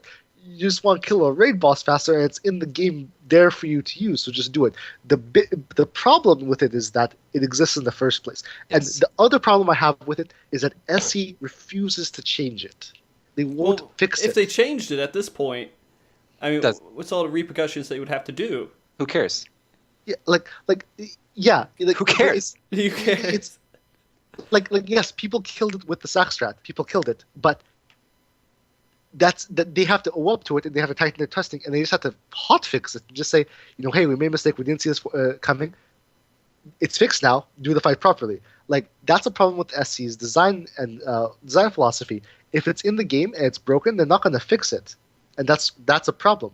Well, I mean, it will discourage other people from wanting to do it too, right? Because they're like, oh, well, this team did it with this strategy. I mean, whatever. It's harder now, and now we won't get world first. This other group got world first. We can claim that we got world first. World first isn't the issue. World first is a niche of a niche of a niche of a player base. What matters is the. We should remove the world first race from this conversation, because it really doesn't concern that.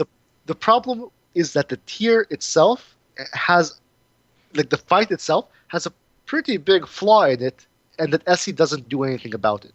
Like, I'm okay. Like, if I'm okay with, like, if the world first group killed it and they use a sack strat, which they didn't, mind you, and then they hotfix it the next night, that's, it's bad. It's not a good view, but it still needs to be done, because it doesn't improve the fight. It doesn't make the fight more enjoyable. Like, how can I put this into simple words? They're ruining their own fight because they refuse to fix it, basically. So, this is actually a pretty unique point too, is that you guys have gotten world first on both of A4S and ADAS, right, Layla? And so yes, both you guys didn't use the sack strap for either one?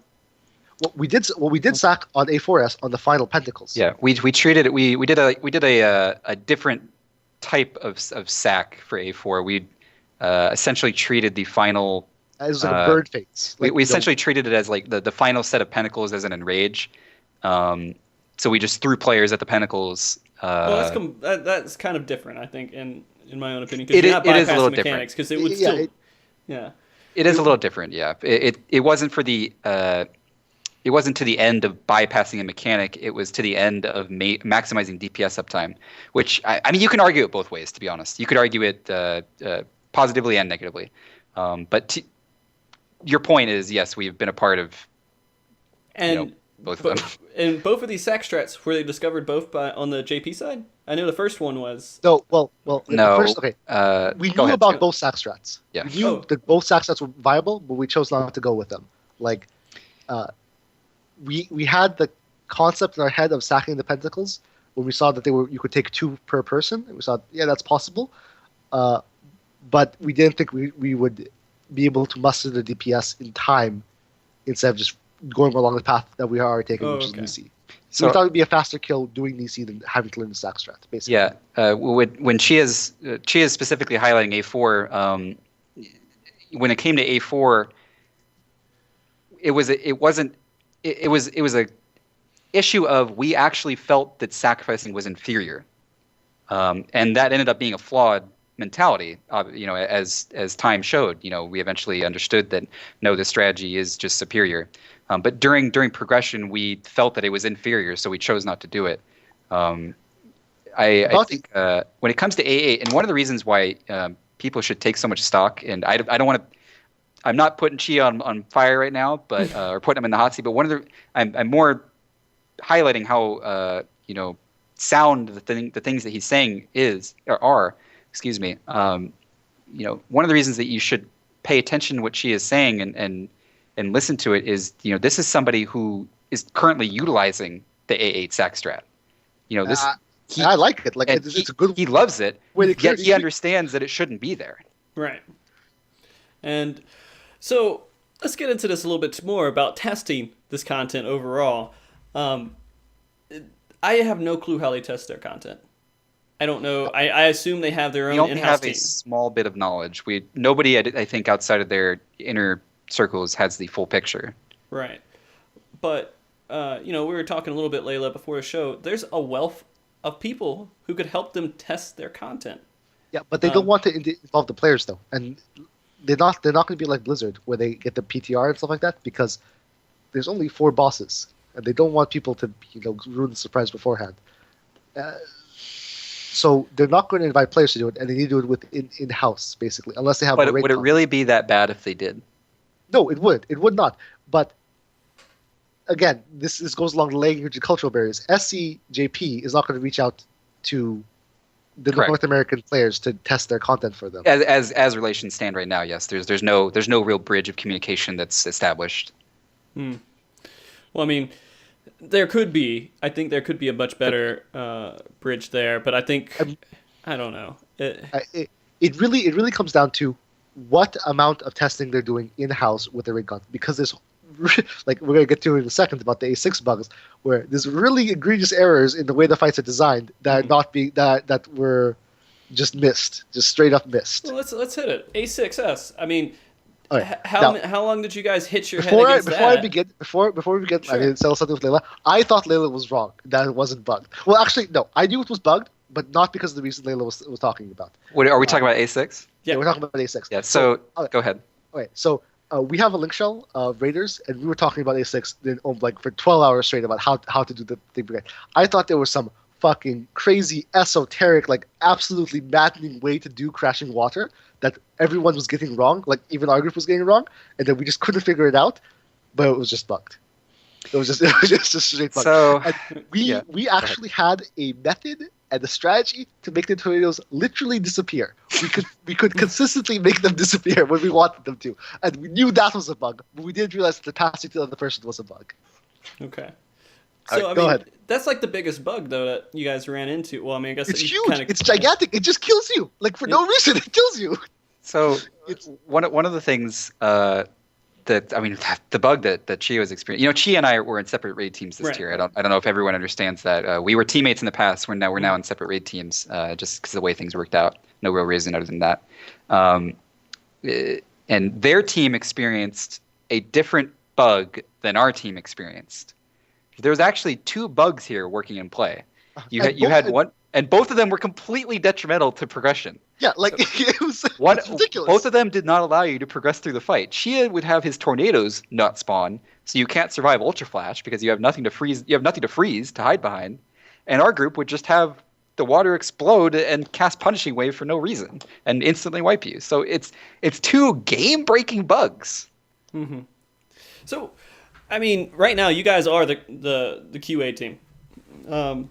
You guys are going out there and you guys are hitting this stuff first before anyone else gets there, and you're poking at it in many different ways to try to clear it. I assume they have a QA team, but they test it they don't test it extensively, and they didn't test the movements we were doing, or they were doing something different in terms of strategy, and they didn't catch this. So I don't really know what was going on. I can't speak to their QA team. Yeah. I have no knowledge. It's not fair to me to describe or to speak to their testing strategies. But this was clearly not intentional, and this was a big enough error that it should have been caught. Like this was not a small mistake in their design of the fight. I mean, and everyone that went into A6S at the gear that was accessible, they hit these bugs, right? Or were there groups that just completely never saw it? There were groups that actually never saw it, yeah. Which, I've talked a little bit on Twitter about this, and it is kind of anecdotal evidence, but there's a lot of it. I have a large sample pool of it. a lot of these bugs do seem to be positioning dependent, and Chyea might agree with me on that. There are some groups who use positioning for the fight that they may actually just never have seen those bugs, which makes no sense to me because the room is a circle. Like there's no geography or terrain or anything. There was just something about it, something with the proximity of from the boss to the debuffs that everything went haywire with. So would you guys also say that there's a chance that their QA teams that were working on it maybe didn't run into these bugs if they sent like a QA team? It is very possible, yes. If the QA team had seen the bug happen and didn't do anything about it, that's a bigger problem. That is a bigger problem. So in my mind, they went through the fight maybe a couple of times and they tried different ways, and it just never happened to them. Exactly. They were like, okay, this fight's good to go. We'll ship it. But if you're about to tell me that they went through the fight and encountered the bug and was like, whatever. Well, let's go do A7. No, I don't think it played out like that. I hope it didn't play out like that. Right. That would have been horrible. Because they actually had another week or two they could have bypassed the patch if they needed to push it out. Because they were actually on schedule, I think, from 3.1 going into 3.2. See, the thing that I feel is that the raid content in this game is not their foremost concern. They put it in the game because it's valuable for some of the demographic of the game, but it's not their primary goal. Exactly. If they want to make the raid content accessible, they need more of it. That's just the frank thing. They need to double the amount of raid content, and they need to make it easier at the beginning and harder at the end. That's what they need to do with the if they want to make this game successful in terms of raiding. The game is already successful, but if they want to make it better, they need 8 bosses. You're thinking like 8 bosses is kind of what I think they need to start the raid piss easy, like extreme primal easy, maybe easier than that, and then work up on a steady slope all the way to piss hard, and make that the. As long as it's piss something, right? As long as piss is in there somewhere, yes. Okay. But all right. 4 bosses every 6 months is not enough to maintain a raiding scenario, realistically. Yep. Like for the most part, all the hardcore raiders, like for the 5 or 4 months in between content patches, we're not raiding. We raid one night a week. But there's nothing else for us to be doing in terms of raiding. Feast, man. No, feast we'll get to in a second. But the point I'm trying to make is that if they want to make the game more about raiding, there needs to be more of it, and it needs to start more accessible, and it needs to have, like we were talking previously, needs to have longevity to it in terms of achievements or rewards or rare drops or something. Hard mode achievements. Yeah, hard mode achievements. I think achievements is a step in the right direction. I'm telling you, it's the future. Yeah, no, definitely. If those were it doesn't cost them a lot. It does not, but it does need to, in terms of quantity of bosses, they need to increase them. That's just the bottom line. 4 bosses, 6 months, unacceptable. It's not going to. The whole thing I can see, I don't know if it's like a fight design or a mechanic design thing that's actually holding them back from making more fights. I think in the end they're looking at graphics. They're looking at making the fights, creating them, and making them line up with everything. I think that holds them back a lot. The fights look great. Like the Brute Justice, fantastic looking fight. Manipulator not so much, but Brute Justice, that's a solid fight. That looks good and it's fun to do. But I think of course I don't have any numbers. I'm not an expert in this. I think they could attract they could attract more than double the amount of people who would want to raid by increasing the number of bosses and making it more. Even if the bosses were like generic looking, like it was like maybe a different model that you've already seen before. I mean, dude, there's already 2 goblins and gobwalkers. Yeah, that's true. And the 4 robots are already just 4 copies of dildos just in a row. Yeah. Like it's not like the textures are so fantastic that they take 6 months to make. Well, I mean, when you compare it to WoW, the textures are completely, I think, different, right? Although if you look really close at some of the textures in Final Fantasy, you're like, that's 12 pixels. I'm not saying the graphics design in this game is fantastic. It's A+. I love the way the game looks almost in every area of the game. It looks great, but it's just that there's so little of it. There's not what they have there looks great, and for the most part, except for the few bugs that we've encountered, is great. But if there were more, wouldn't that be better? Would you prefer Chyea if they sacrifice quality to up quantity? If they sacrifice, it depends, of course. Because it seems to me that they have a standard that they've set for themselves, and they will not go below that standard, and that's their major bottleneck. In terms of boss fight, or in terms of how the game looks? And all the above, really. I mean, because it's all part of the package of quality. Just overall quality, they have a standard they've set for themselves. So my paradigm of As a rating, player, would you be fine with them sacrificing some of that quality? if they made if they made the first 3 turns, just rehashes of reskins of mobs, and the arenas were kind of generic, and like the fights weren't as fancy, like the fights were extreme primal or lower quality. If they made the first 3 fights, steadily increase that, and then A4 begins at where A5 would be, like personally, I'd be okay with that. I think that would bring more people into the game and get more activity within the rating scene. If there were slightly lower quality fights, slightly easier fights, slightly less mechanically dense fights with maybe poorer models or enemies or whatever, and then toward the end of the raid scene, end of the last few turns, the fights began to improve. I could see that happening. For example, about the difficulty curve, real quick, A6 is much harder than A7, like significantly so. If they had switched A7 and A6 around in this tier, I think the curve would be much better. Okay. I mean, Layla kind of doesn't agree with you there. I mean, it's go back and forth. I don't know. Yeah. Like A6 requires a lot of coordination. Not a lot of coordination. A lot of it's a larger learning curve, is what it is. Larger learning curve. It's a larger learning curve, but A7 I wouldn't call it harder. I'd just call it a longer learning curve. Like Okay. A7, once you get past the first phase, you understand everything that's going on in the fight. There's nothing really new going on. Like it's just a reorganization of those abilities. Well, it's taking the abilities that you've already seen, and now they're happening concurrently with one another. Yeah, or they're mixing them up, and the tower's different. Yeah, but like it's not a exceptionally difficult fight. And I think I think every group that can kill A6 can kill A7. So it really should be the other way around. That's a fair statement. I would agree with that. No, yeah, I would be happier that way too if A6 and A7 were swapped. Although visually it probably wouldn't be as pleasing because it's kind of weird. It also Yeah, I don't know. It makes a bit more sense. I mean, you're. Oh yeah, I guess so. Right before Like going they right join into together. justice. Yeah. Yeah, it's like you just beat these guys and now they're running away, and then bam, they call their Big Papa Onslaughter. Pop Onslaughter. Yeah, I didn't think Exactly, about that. yeah. That makes a lot more sense. Help us. So I mean, if they did that and they said, all right, here's more quantity. The quality went down a little bit for the first few. There's It's more rehashed and everything. Quantity is important, but the scale of difficulty is the most important. Okay. Like it needs to be quantity. It needs to have a large amount, not large, but it needs to have more bosses, and the difficulty curve of each boss needs to be in a basically a 45-degree angle on the graph. Technically, they came out with 5 bosses, right? Sephiroth, yes. Yeah, because I mean, you can say that was part of progression too, because you needed that weapon. Yes. Sure. And then if you add it in, they're really delaying another boss until next patch, which is going to be another one, but it won't matter as much, and there will be 6 bosses that they have before all that content's done, and that's almost there. But that 6th one doesn't really matter as much.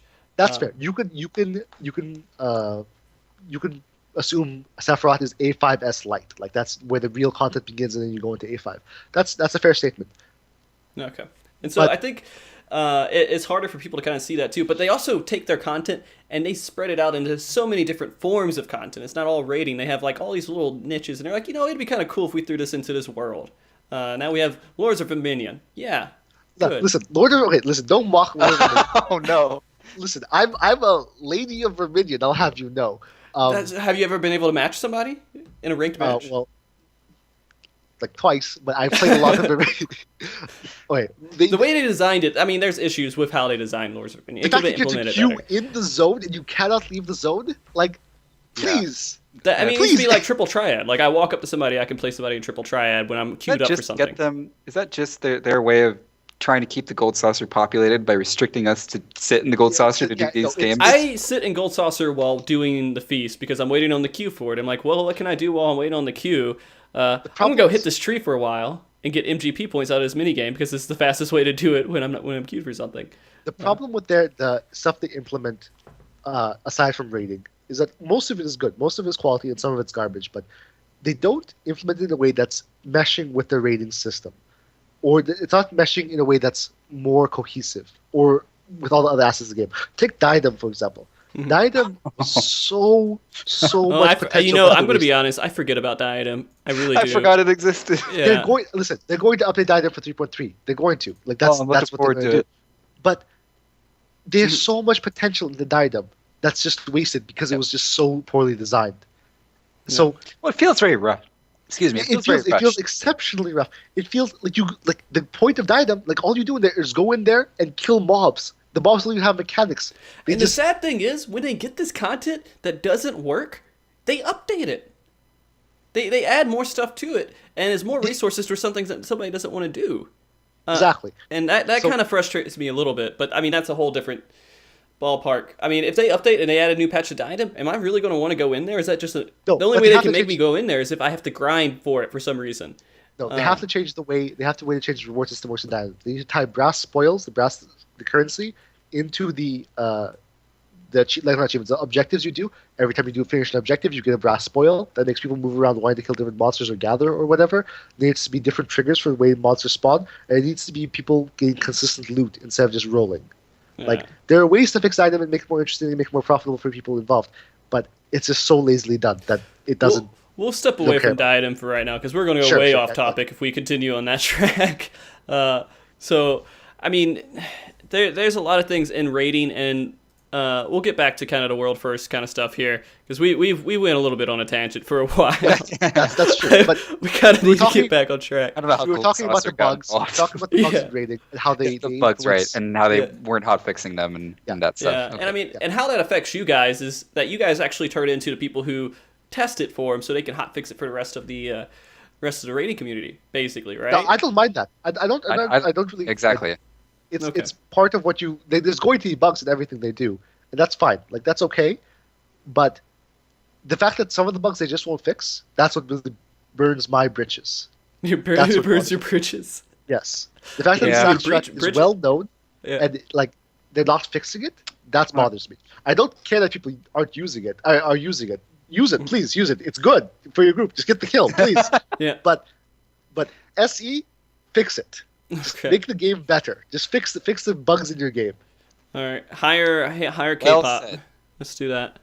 Get you guys in there. And that's all you do is just poke at it for a few weeks. I mean, that's the thing. I don't know how you guys hit it so easily, but how their team could have missed it if they actually said, "Here's what they're starting." To be fair, I did my team didn't see the bug for 6 hours. Like we didn't know what they were talking about. We were actually one of few teams in Elysium. We had about 5 teams in A6. And we were one of maybe 2 that were experiencing the bug. And everyone was like, "You guys are crazy. Just use 4 people and don't use your tank, noobs." Yeah, that's you guys are dumb. We did it for 6 hours. Like we did not do the mechanic properly. We're just sitting here like, we've tried all that. We still get the bug. I guess one of the ways this could have happened is if they already knew what to do when they went into the fight. And they didn't have a blank QA team that went in there not knowing the fights. And I think they should probably have that. Here's the problem though. After, I know Layla's team tried every configuration, and after we started seeing the bug, we tried every configuration, and no configuration works unless it's one player has to face north, one player has to face west, east, unless it's something so absurd that no one will figure out. That. Mm-hmm. Okay. The bug was still there. The bug was consistent through every strategy we tried. Yeah. So there was definitely a bug there somewhere. And the fact that you could willingly make the tornadoes despawn, you could do it.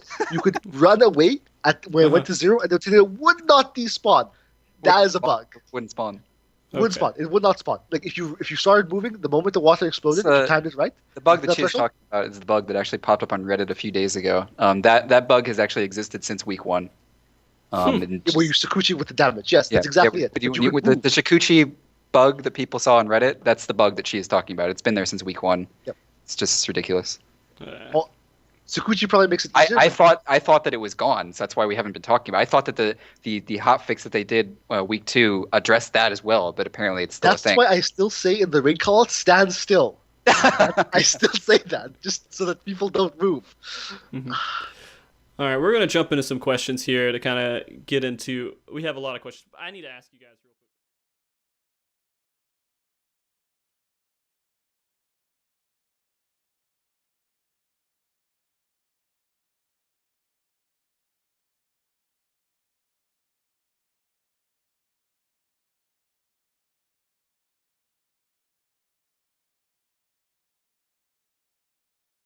Switching from melee to healer, that might be hard for some people. But from melee to other melee or tank to other tank, that's really not such a huge stretch. I encourage everybody in the raiding scene to just try practicing this the same role but different classes considerably, because it does increase your flexibility depending on the fight. Okay. Would you say the same, Layla? Basically, if someone's coming into your 100%. group, they have to be proficient in all the other ones. I don't think it's a lot to ask. I really don't. I don't think classes are that complicated in this game. That's a lot to ask. All right. Yeah. Especially of the same role. Like if it's the same role, like you can figure it out. Well, asking a monk to maybe back in the day when single tanking fights used to be a thing, which SE has really moved away from. There was a period in time where you would want one of your tanks proficient in a melee or a DPS. So I always tried to keep my Dragoon or my Monk proficient along with my Warrior, just in case there was going to be a fight that was solo tanked in Final Coil. I had no idea what was going to happen in Final Coil back in patch 2.3. So I tried to keep my Dragoon and Monk at a level comparable to my Warrior. But that doesn't seem to be the case these days, so you can sort of just keep things inside your role. Okay. Excellent. All right, let's go into the next question we have here. At some point, WoW introduced limited attempts per week on hardcore content. Is this something that you would actually like to see implemented in Final Fantasy XIV? Would it add a new level for you, or is it something that's just really annoying that you don't want to ever deal with? Absolutely not, unless it was tied to achievements. Like if it was tied to achievements and you had 25 tries or whatever a week on this certain achievement, I might be okay with it. But how they did Heroic Wrath of the Lich King, that was terrible. Okay. So terrible. That was an artificial gate that did not need to exist. Okay. So I will concede this. I was going to start my answer being in complete favor of this idea, but hearing your passion has swayed me. There's no reason. It was a massive gate. You're right. Yeah, there's no reason to put limited attempts unless you're trying to extend the content. Mm-hmm. That's. Well, I mean, it also gives you guys time to sleep, right? Yeah, I mean, I guess that's an argument. It's a healthier rating cycle, I guess. It also ruins not ruins, but like it puts too much. Well, not too much. It puts pressure on groups. Like, let's say one person fucks up a height error, and that height error was like one of the pulls of the week. Like you messed up an easy mechanic. Now you're gonna hate that person. It causes drama that doesn't need to be there. If you're going to make the fight hard, make it actually hard and not gated by pulls. I do like the idea. I like the concept of limited tries on bosses. I think of a boss like Algalon or something. I think Algalon you had a limited amount of. It wasn't a limited number of tries. You had a limited. My headset. At least you know when it happens. Yeah. I know. It beeps really loud in my ear. Chyea, do you remember? You can correct me if I'm wrong. Algalon was a limited amount of time. Correct. It was you had like an hour in there or something. It was really short. Yeah, you did. I don't know how long it was, but when you opened the doors, the doors closed X. Oh, not he set the signal X amount of hours later. Yeah, I think it was an hour each week, which is just thinking about that, knowing what I know about progression. That was not. Yeah, that's unreal. That's an unreal progression. That was actually dumb. I quit there. I actually quit at Algalon. Yeah. A lot of people quitted Algalon. I finished Oxford and I was like, okay, no, I'm not doing Algalon. Sorry, and then it was retarded. So, but the concept of tying it to achievements is really interesting. So take a fight like Algalon, maybe have an achievement for killing him in that hour, and maybe you get something really cool for that achievement, but he's still killable post that hour. Like you could still access him. Exactly. So like maybe you kill Brute Justice. What do you? How? I mean, I don't know how they do this It's really hard with the way they have their achievement system designed. But on the first lockout of the week or something, if you kill Brute Justice, you get a title. I don't know. I mean, that seems kind of easy, but. Whatever. If they tie it in some if they're going to put limited attempts. They don't do it to extend the content. Let people access the content after the limit attempts. Tie it to some sort of extra bonus. Yes, that's the takeaway.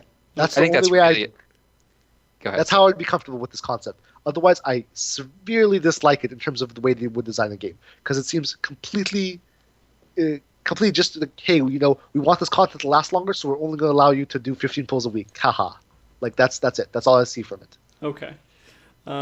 So I will jump into the next question and that we were going to take out. I think that would be a good follow-up then. If you guys could add something to the raid scene that you thought, would be horrible for a normal player like me. Like I would never raid because of it. But it would be fun for you guys. to actually make content more difficult or more enjoyable, or however you would want to change the raid scene, what is something you would want to see that would be greedy for you as new content in raiding? Like a new mechanic, or you could actually just take the conversation we just had and put it in the game. I think limited number of attempts is very daunting for casual players, but it's something I'd really enjoy. I think it'd be really fun. So Chyea, you hate it. No, I don't like it. But here's what I would like though. If I had to be greedy and I had to not care about the rest of the demographics, which I do care about because they're the most important, I would say if you kill the raid boss within X amount of time from it being released, you get an exclusive title, mount, etc. Ooh, okay, so something that's really exclusive. Do you remember the Zulaman bear and they got rid of it? I never got that bear, man. Yeah, see, now they took it away. Yeah, my account has so much less value now. Yeah, so you see my point. Like, let's say they've released Midas, and then if you kill Midas, kill Brute Justice once, anytime between now and a month from its release, you get Brute Justice's amount, or something like that, something crazy. Okay. But that would be horrible to the people who aren't in world progression or in hardcore progression, because they can never get that thing, which is terrible. I dislike it. But if I had to choose something, it would be that. If you were being greedy and just ignoring everyone else, that'd be really interesting. Okay. Or you get the Onslaughter as a mount. He moves around and you sit on top of him, like something like that. Onslaughter would be a great mount. Okay. So let's flip it a little bit here, and actually go positive towards the community. Do you think the hardcore raid community could do anything to help create a more healthy raid scene within the game? If this is a situation, does that mean that SE has failed to make proper content for the community, that if you guys had to step in for it? Or is it something that you guys think that, we could probably do something and it really wouldn't be that big of a deal to help the raiding scene? I mean, the hardcore player base could make very in-depth, and people do this. Like, there's a exceptionally in-depth A8 guide currently out. Two of them now. Yeah, made by there's Solitudes and Gokas. And Gokas, and one of the leaders of Elysium and Solitude made two ridiculously in-depth guides about how to do A8. So, like, that sort of contributions to the community, to the hard raiding community, that's a pretty big deal, because like it outlines everything you need to do in order to kill it. And I don't know how you could go further than that, really, aside from actually going in the party, the progressing party, and actually playing with them. But like I don't feel trap parties, right? Or maybe you would stop calling them trap parties. You would call them learning parties. Or something like that. Yeah. But the hardcore community making guides like that, of that excellence and that depth, or like of every turn, is a pretty big boon to the raiding community. And I think that more people need to take those resources seriously, because there's good guides for A6, good guides for A7, good guides for A8, even A4 had good guides. Do you think that guide should be super detailed like that, or should there be more that are just completely simplified that you could watch in 10 minutes? No. Well, it depends on the demographic that's viewing it. If the guide is too complex and people just lose interest in it, then that's a problem. But you can have a TLDR version. Yeah, you could, but it doesn't necessarily have to be the there. Yeah, I mean, I like the way that some people are making guides where they have, like, here's the explanation, the generalization of the fight, and click on this button and it expands and shows you all the other details on it. So that's a really good way to do it, I guess. And so, you're right. I think that people are actually doing it right now. They're trying to help the raiding community by putting out these guides. And you don't really get a lot of benefit from that, besides, like, oh, this guy makes good guides. That doesn't, like, help you.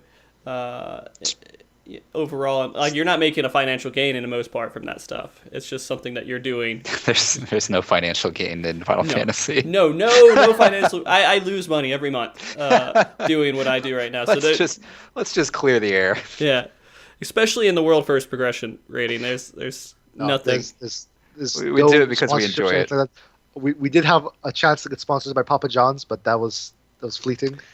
I kind of want to hear about this. I haven't heard about this. It was a joke. Like one person, I was about to say. It was a joke. One person we once had apply said they could get us free pizza, but that's the joke. Like it's not. I still feel bad about that app. It could actually happen, and there could be people like Still Series. Come on, guys! Yeah, now, give me something. If you have connections, hook us up. I'll take Razer gear. But you guys would have to be out there actually streaming what you're doing all the time and showing off what they have besides just. Yeah, and see, the problem is the Final Fantasy. Again, this goes back to the content available. There's not that much in terms of other games. Like if they want to make rating a big thing in the game, there needs to be more of it. And that's just the end of the line. Yeah. Really, really looking for that Logitech sponsorship. For a new headset. Oh, sorry, my headset just went out. Oh. Oh my dear Lord. Piece of shit. Write it off. It's never happening. Yeah. Okay, so I guess let's go into this next question here. What has changed to help grow player interest in raiding? I think we might have hit this a little bit. I guess the follow-up question is is it kind of too late to make people get interested in the raiding, or do you think that actually making 8-man raids and going in and doing some of the things that we talked about can help the raiding scene? No, it's not definitely not too late for racing. It's they really turned over a new leaf in how they designed Midas, except for the few bugs, big and small. I think if they keep going on this path and they take the fights on the direction they're taking, more people will be interested. Okay. Big thing though is that the raiding community in NA needs to just not be so, I don't want to say this word because I hate it, entitled. Like, people need to be more introspective in general about their performance and need to separate their performance away from their Ego? personal perception of the game. Oh, okay. I was going in a different direction. Ego. Like, it's hard to push people out of this because I've had lots of experience with players who, hey, you criticize me, I hate you. Like, that sort of thing really shouldn't be a factor in terms of rating. And that's a problem. That really needs to be removed from rating. And I think that if someone has that kind of personality in your group, it's going to hurt your group overall. Because especially if groups are formed with raid leaders, the raid leader is going to have to tell you, hey, you're not doing a good job. And if they can't tell you that, then you're not going to improve. That is a problem. And I mean, you can fight back and say, no, I'm doing a good job because I know this is right. And yeah, that's good. But if you just say no, well, you close yourself down and then you just aren't enjoying raiding anymore, then that's not the group for you. I know that. Sorry to interrupt. No. I just wanted to piggyback off that. I know that this is going to be an unpopular opinion, but I do feel that with the introduction of the multi-tiered difficulty system that they've started doing since 3.0 with normal and savage, I do think that the larger number my phone alarm is going off. Silence that.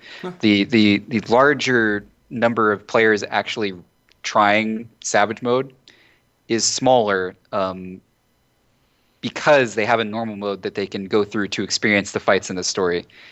I have had this discussion before and realized that I am in the minority on this, of feeling that I liked the Realm Reborn philosophy of one difficulty, and if you want to see the story, you go out and you put together a raid team. You don't just queue Duty Finder. You go out and you actually try and raid and raid with a static. And that's how you play the game. I think it's undeniable that normal mode has taken a small part of that away. I don't think it's fixable. I know that I can tell you that from playing WoW as long as I did, the same exact thing happened in WoW when they introduced LFR. It was the end of some of my happiness in WoW, to be honest with you. Yeah, when they introduced the looking for raid system, there were a lot less pugs doing normal and heroic mode because they got their fill. They saw the bosses and their animations and the lore that went with it. They didn't need to actually put together a team and try to tackle the content that's harder. And I think it's unfortunate. You can argue it both ways. Just my personal preference would be that, to not have such an easy alternative that forces people to not have to, interact with other people and put together raid teams and make connections that way. Because I think that's a part of the game that's enjoyable. If they're going, I can't deny some of your points because there are people who just do normal and just see it that way, but you could take the Mythic Sword way and put new phases into the Savage and make it not incident story. I did that with Winged Justice. Yeah, exactly. Winged Justice is completely it's not part of normal at all. So there are ways to change the fights or tweak the fights in ways that the fights are same boss models but different different fights. Like if you take Brute Justice fourth phase and Brute Justice normal last phase, Savage and they're almost the same, just different HP values. Well, You talking about the pre-wings? Yeah, pre-wings. Yeah. Like they do the same. Like not it's the same abilities. Yeah, the abilities are the same. They just line up differently, and there's more of them. Yeah, and the intermissions are different. Oh, something we didn't talk about, and I will bring up Tankel being the second intermission. What about? That's also strategy. It's cheesy, but I love it. It's not really cheesy. I think that's fine. I mean, that's something that I would never pitchfork or even consider pitchforking. I mean, that's how a team uses their LB is completely up to them. Yeah, but if the chakrams are one shot instead of you can just tank the chakrams. Like that's. I see what you're saying. I mean, it's cheesy, but whatever. Yeah, I mean, if they wanted to avoid a scenario like that, then yes, they should focus more on one shot mechanics instead of high damage mechanics. So if there's anyone struggling on A8 second intermission getting stacks on there, tank will be it. It's actually very good. Okay, there's advice for you guys out there that are struggling. Another thing that I never really got to talk about when it came to A8, but since we're on the topic, this is a total tangent. I apologize. Since we're on the topic of tank LB, if you actually do the math, when you're looking at the spinning wing justice from the J Storm,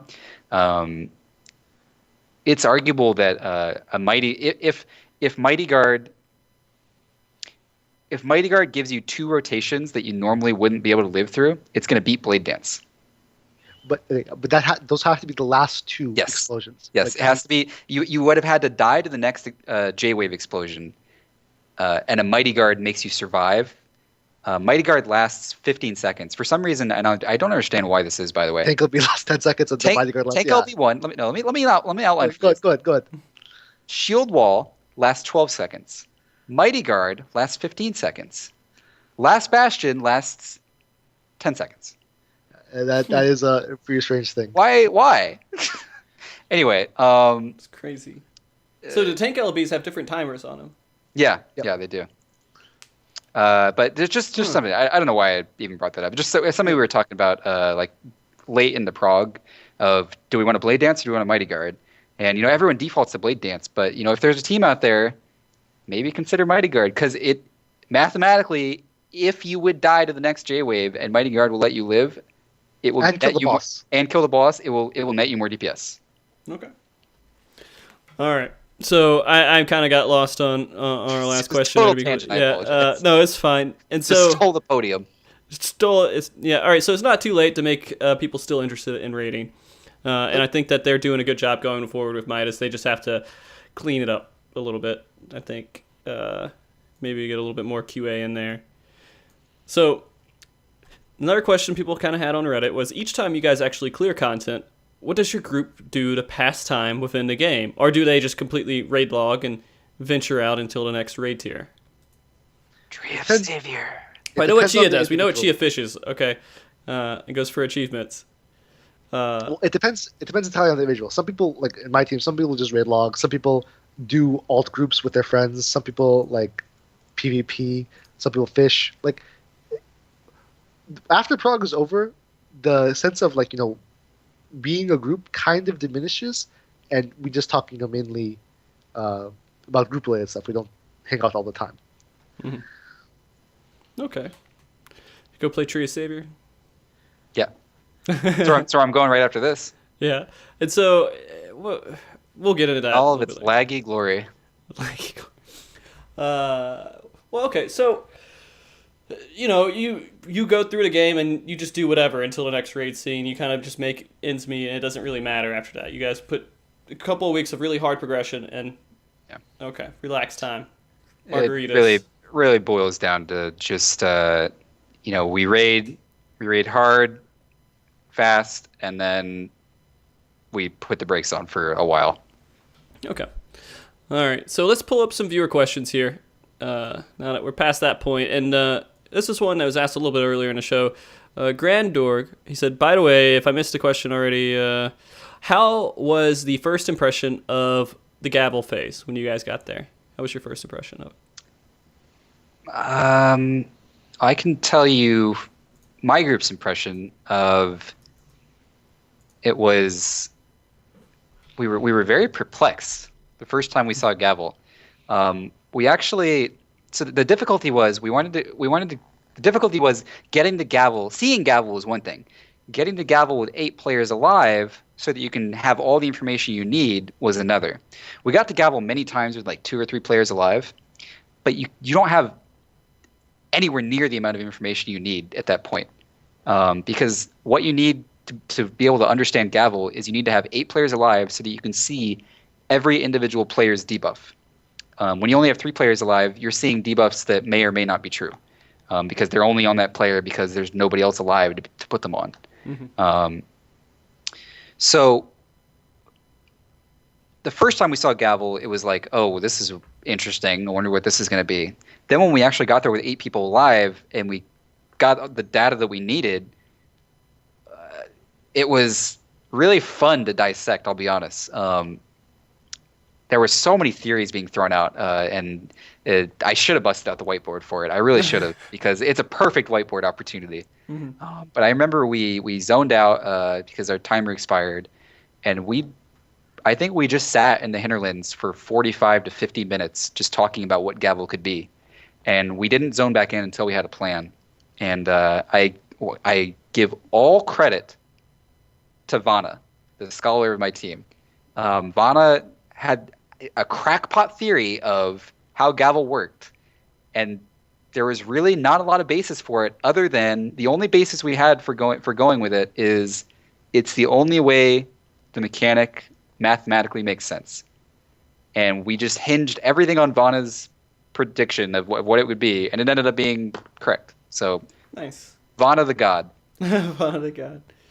Chyea, did you go in there with kind of knowing what it did before? We did not know what it did for the first day. The first day we saw it, we knew like the Nisi has to go we knew where the pentacles went, and we knew what we knew what we had to do with the discords basically, because there's 8 total discord. Sorry, aside from the tanks who get theirs knocked off, there's 8 discord explosions, or 8 people who need to have discord explosions, and you can have 2 per discord. So we knew what to do there, but we didn't know about the tornadoes. We had no idea what to do with the tornadoes. So we knew about half of it the first day, and then the next day we figured it out through the grapevine that there was a number of debuffs have to match the number of debuffs on the person. Like the number on your debuff has to match the number of debuffs in total you have, which we got through double or nothing. But half a mechanic we kind of figured out almost right away within like 15 minutes, just because the correlation between number of discord explosions and the discord balls and 2 per, we figured out that almost immediately, and we figured out what to do with the DPS, not including the tornadoes. Yeah, but that was it. Yeah, once you identify that what the 1, 2, and the 3 debuffs are actually doing in that mechanic, there's only one solution that actually gets you through it. Outside of some ridiculous, like, triple or quadruple stacking cheese that I just wouldn't recommend. I think that's crazy. Mm-hmm. There's really only one sensible solution for it, and only one way it checks out. The hard part is figuring out what what the 1, 2, and the 3 did. Exactly, yeah. Because they could be anything. Yeah. Right. The Romans and the fact, sorry to cut you off, and the fact that the 1 debuff and the 2 debuff and the 3 debuff count themselves. Yeah, that was the one that we were just like, I hope this is correct. Yeah. Well, it's kind of funny that you guys are mentioning that stuff, and this isn't exactly to correlate. It's not the same thing, but when talking about this stuff and going into stuff like A6, which is something that we're involved with right now, and going into those phases there, we'll go into phases. We beat the first guy, and a few people died, and we res them. It's not the same fight as when I go in there with a full party. Because when you go into the next one with a full party, you have different cooldowns you got to worry about. You have different timings on everything. You don't have buffs on people. And so going in with 8 people seems to be a completely different fight. If I don't know how to explain it, I guess. Well, no, you're right. Like that's one of the parts of progression that's most troublesome, is if you don't have everyone alive, you're not getting accurate data for how mechanics are actually playing out, because maybe this mechanic is only targeting this player because your tank is dead, and it's supposed to target him. Now you base a strategy off of it's targeting that player, when in reality it's never going to target that player if you're doing the fight properly. Yeah. So you always want to make sure that you have everyone alive before you're using data that you're collecting for a fight. Right. And it makes it really hard with groups progressing. I mean, it's kind of nice with A6, like when you go in there, like, well, we wiped, let's just go in and see it and see kind of what happens. But it's never going to play out like if you go in, actually going in with trying to beat the timer. So you can see like maybe an ability rotation, and that's something that's going to be static no matter how many people you have alive, and that's valuable information. So I wouldn't just say wipe it. I would if I had I know this happened in our A6 progression. We had our very first time we got to Vortexer, we had Vox disconnect at 10% on Swindler. So we actually, our very first Vortexer pull ever was with 7 people. And we strictly did it because we wanted to see the ability rotation and not anything other than that. Right. And I don't want to bring up the disconnects with A6 with you too much, because I know that's a... Oh, please. So much trauma with disconnects with my team. All right. Well, let's go into this next question real quick. This is from Yukio-chan, I think. What do you think of cross-server statics, hypothetically, in the future? Cross-server statics? Because, I mean, they're going to implement it to where they have Raid Finder that will be... I feel like it'd be great. What possible negative could I find about that? I'm not too sure. So I will give you a negative. Sure. All right. So this is the only thing that I experienced, and this is because I played WoW when this whole thing was happening. They start doing, looking for raid and everything else. It kind of played in together. Is that when you're putting these groups together, and you didn't have to know people, you didn't have to work with your community, you didn't have to care about anything going on with your server, and that kills that community there. It doesn't kill it, I guess. It just reduces the interaction you have with it to a point. For me, as a streamer, this is the best thing that could happen to the game, because I can interact with all these different people that are from different servers that I know, and a lot of people don't have that interaction, though. There's a lot of players who only interact with the people from their server, and so... So it's a communal issue to you. To me, it would be a community issue. If I was on my server and I cared about, our server has world first on this, it doesn't matter. Our server first on this. Server first kind of doesn't going to be a thing anymore, right? That's fair. That's fair. Yeah. Server first actually, it no longer exists at that point, because you're going to have multi-server teams. Yeah. And you strictly do everything does become about the world progression scene at that point. The server first really exists now. I don't. It does. I think it does. Yeah. No, I think it does, Chyea. It doesn't as much on Gilgamesh, and that's what Chyea and I are used to. But I do know that other servers, that's very important to them. Yeah, on our server we care. We're like, these guys got it first. That's awesome. And it's a different race. Any form of it's a different form of competition. Any form of competition is something that we should, encourage and support. Like, I guess so, but is that competition, if it makes raiding more accessible to the general population, I think that competition is worthy to give up. Okay. All right. It's a good thought there. And I'd make sure we answer that question properly. So what do we think of cross-server statics? That works out pretty well. Okay. Good and bad. Yeah. Alice Fate has a question. What do you guys think about council fights? Like military council? That's probably what he's getting at, yeah. Like a true council fight. I mean, Final Fantasy XIV hasn't really had one outside of the ad phase of A8. And that was really the first time that Final Fantasy experienced a council encounter. So I mean, if it's implemented properly, and you have like the white mage take a guy, and you have I think it'd be a lot of fun, to be honest. Yeah, I think it'd be solid. Yeah, I don't have a problem with it. I would actually. You know what? I want to see one. MC, there's no problem with council. 3.4. I want to see a council fight. There's no problem with council fights. There's a problem with fights in general. So I think they can implement it if they implement it well. Right? As long as they implement a good fight. Exactly. Oh, okay. All right. Jasat has a question. And so this is a question that's definitely going around with World First. And he wants to know, why does World First, Server First even matter? Which we kind of hit just a second ago. But Layla, would you like to give your reasoning why you think it might matter? Can you rephrase the question? I'm sorry. Okay, so the question said, now I have a legitimate question. Why does world first or server first even matter? And I think what he's getting at is why should people care about it? And at the end, it's because you want it. If you care about it, then you care about it. I'm going to do my thoughts on it, and you guys can come in. And because I want people to kind of know how I feel about this, being a non-world first player. I don't go out there. I don't compete with this stuff. But I love seeing people go out there and compete because to me, it's like watching. It's almost like watching football. Like I know how to play football. I can go out there and play it, but I'm never going to go out there and like play a professional league of football. So I'm watching people go out there and do this, and it's nice to see what's happening out there, what people are feeling, and it's entertaining to me to see the world first progression. And so it doesn't, to you as a person, it's not going to matter. You're not going to go and have some epiphany in life. You're not going to have something different. It's just a form of a competition that's out there that you can watch if you want to watch. It's harder to watch than, I guess, like, a sport maybe, but it's still a form of competition to follow in esports and within Final Fantasy XIV, which we don't have a lot of competition in Final Fantasy XIV. There's not a lot of... Feast. Yeah, the feast. Okay, so the feast. The feast is coming out, and it's going to be a form of competition.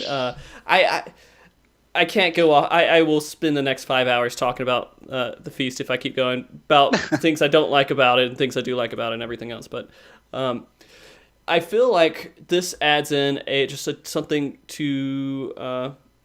It's silly to say entertain for some reason, but it's something that I like to watch and see people strive at, and that's why World First matters to me because it's fun.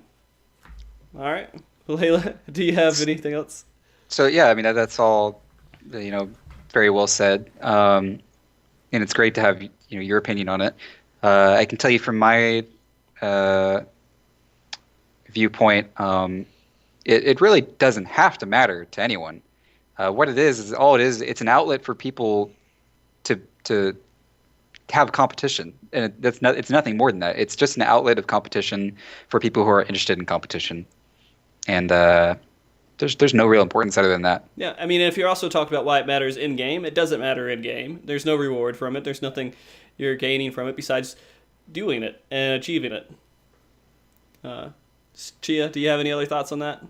About why it matters? What matters to you might matter differently to other people. So some people care about the competition and the puzzle solving aspect and the race. And for those people, world first matters. But if you don't find it interesting, all the more power to you. Yep. Really, in the grand scheme of the world, it doesn't matter. Much like most other things in life. Nothing matters. Yeah. No, I mean, like there are some certain things in the world that matter. But I mean, like when you're talking about when you're talking about world first and everything, it's just there's benefits from it. If you care about it, it matters. That's just the end of it. Yep. And you guys, it's a different level of rating. It's really a different level of rating than doing what everyone else, the general population, is doing with reading guides and everything else. Going in there blindfolded with nothing else added to it is a completely different level. And it's really about the experience, I think, in the end. And Layla, I would think that you kind of support the experience is a lot better overall than... I really enjoy going in there blind and, having the puzzle solving aspect that Chyea was alluding to. Yeah. It's, I think it's really fun. Okay. Eludi asked this question. We kind of hit it, but how do you feel that there's still bugs in A6S? Are you infuriated? Are you? Are you talking about the Sakuchi bug? So I think that's what they're talking about. All right. Well, see, I'll let Chyea speak to it because he has more experience with it. Okay. All right. So if they're talking about the Sakuchi bug in A6S, that still exists. I don't like it. That's still there, but some bugs are just really hard to weed out, and those bugs, the bugs that they're experiencing, can be avoided. Like you can always 100% negate the Sakuchi bug just by not moving. So I don't think it's a big deal. It sucks that the bug is there, but if you're just doing the strategy properly, that's generally accepted. Now that we've isolated the cause, it's no longer a big issue. Exactly. You can avoid it. Okay, and I mean go ahead.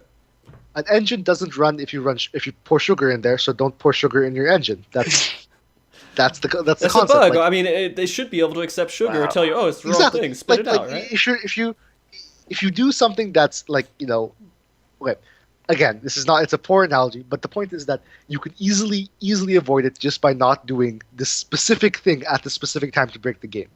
That's The issue would be if we didn't know what was causing it, then it exactly, would be which was happening. And which that was is happening, fixed. yeah. But we now know what it is. Yeah. And so, and I guess another thought to put behind that too is if it's something that's actually difficult to fix that could be game breaking. For example, how they deal with latency and everything else in a 3-second tick and like everything like that. If they made a critical change to fix something that was being abused or broken, it could affect everybody that's playing the game, and it might not be worth fixing.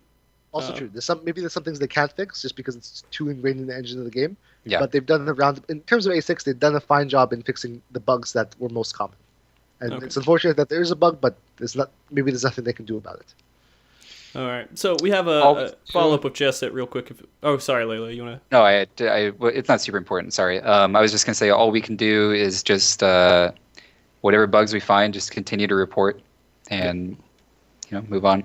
I know that people wanted us to report the A6 bug a little faster than we did, but the only thing I can say is I personally wasn't comfortable reporting it until I was very 100% dead certain that it was a bug. And just like Chyea, commented earlier in the show about how he was convinced that it wasn't a bug for a while. I was actually one of the minority voices in my team echoing the same sentiment. I actually thought that there was something we were just missing, and we can't call it a bug yet. And to my dismay, or whatever you want to call it, after we exhausted all options, I had to lean on possibility of bug. Yep. So I mean, you just report what you find, and they'll address it when they're able to. It's funny. I'm going to relate a situation that's not on the same magnitude of world first rating, but I was playing Valiant Hearts the other day. Do you know what that game that is? Yeah. Yeah, I was playing it, and there's a scene where you actually use a dog to sometimes it will come into your scene and you tell it to go do something. And I got to a part, it has a little puzzle there, and I was supposed to do something within that game that required a dog to be there. I didn't know it was supposed to be there, though.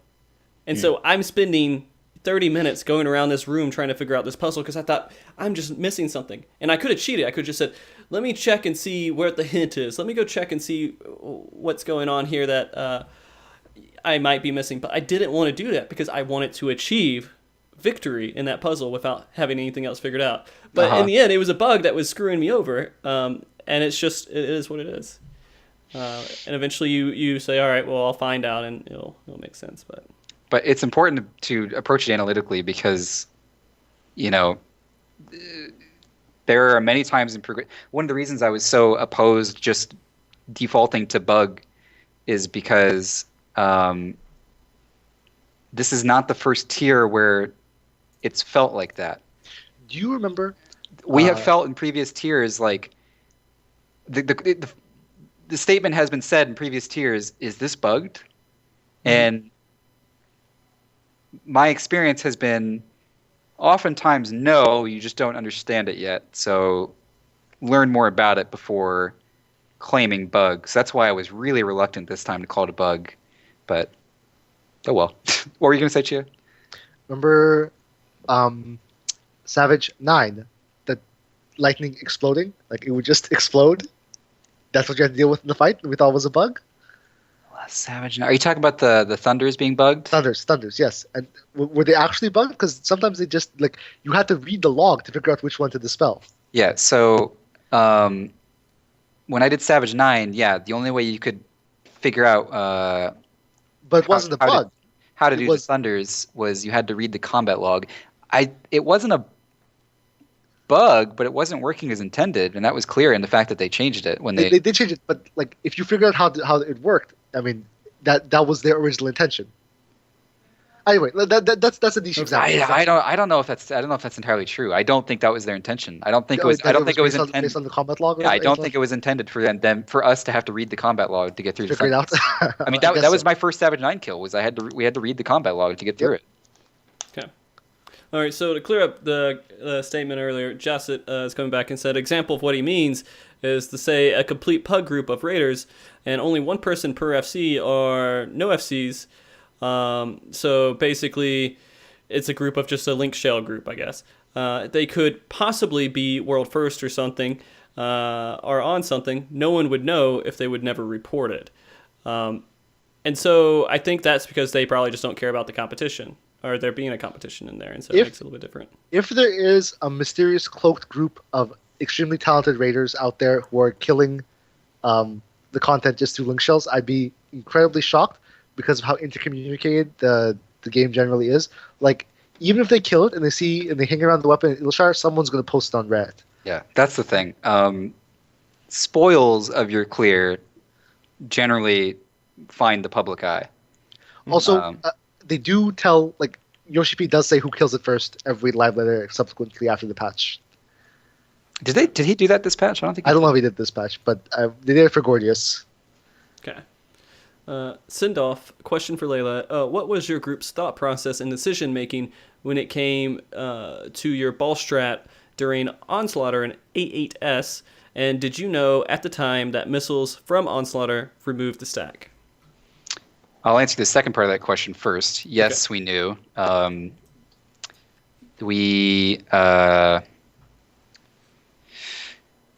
That's a hard question to answer. What was our thought process? Okay, I can give you a very good answer now that I think about it.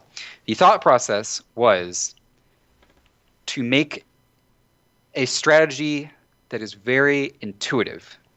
That's honestly the biggest tip. What I just said is actually the biggest progression tip I might have ever said live. Okay. Strategies that are intuitive and easy to understand are going to net you the most success in every encounter you ever do in this game. If you design a strategy that's intuitive, you will find success. And so my goal or mission in my team is I always try to make things as simple as possible.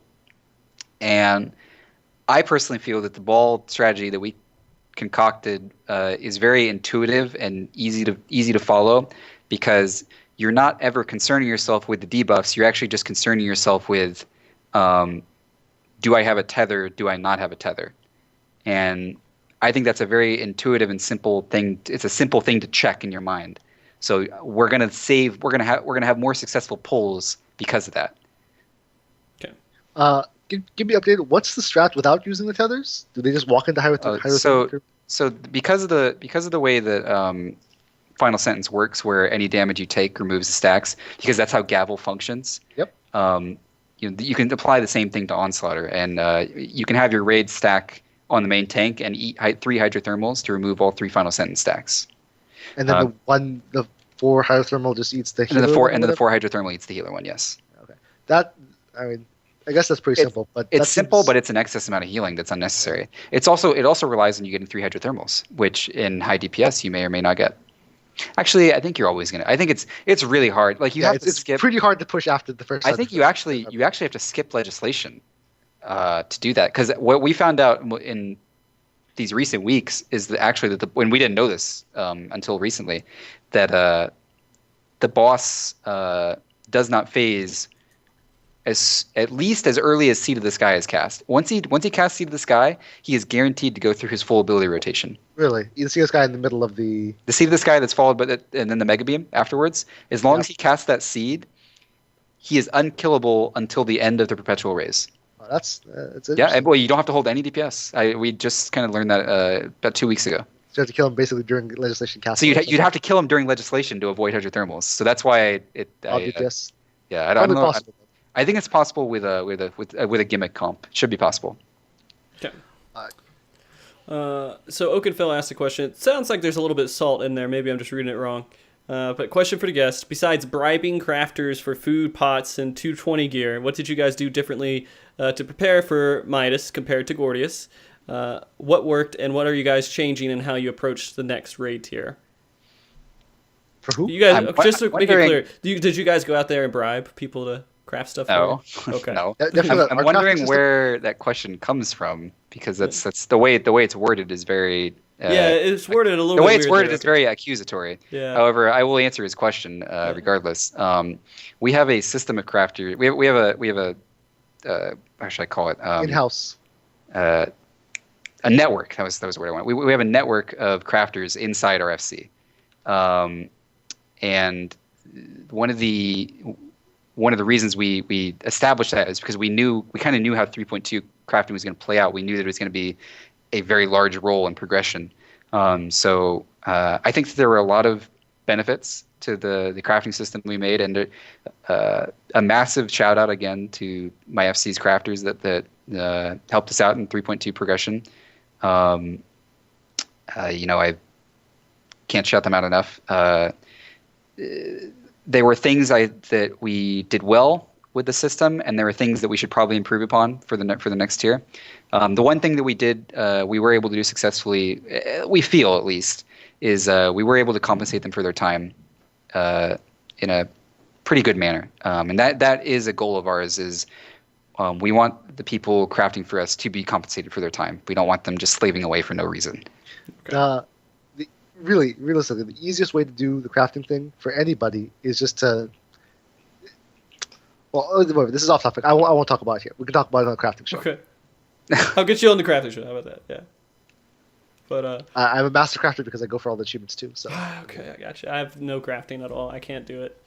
I would be dead without crafters helping me and supporting me in any way.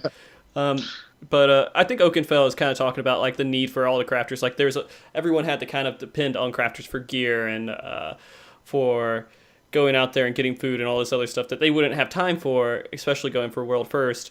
And kind of other than getting those people to help support you to get to World First, what other things did you guys maybe do to go out and get your clear? And what things do you think that you saw happen this tier that you would change going into the next tier that could help you? Well, keep in mind, there's a ton of prep, actual ton of prep to get all the consumables ready before the patch day hits. Yes. Like, people aren't going on patch day saying, okay, I'll just get 99 draconian potions right here on patch day, going to the mark board then. They have like 500 in the inventory. They have every type of food for every accuracy level imaginable ready in the inventory, ready to go. Like, that's all done weeks in advance. Like, that's all planned for. Everyone's the raid leader double checks on each person to make sure they all have what they need, X ethers, pots, everything. So the consumables, that's taken care of. And then as soon as the patch hits and the mats are known for the crafted stuff, the crafters get on it. We give them whatever mats we can supply in terms of esoterics and whatever.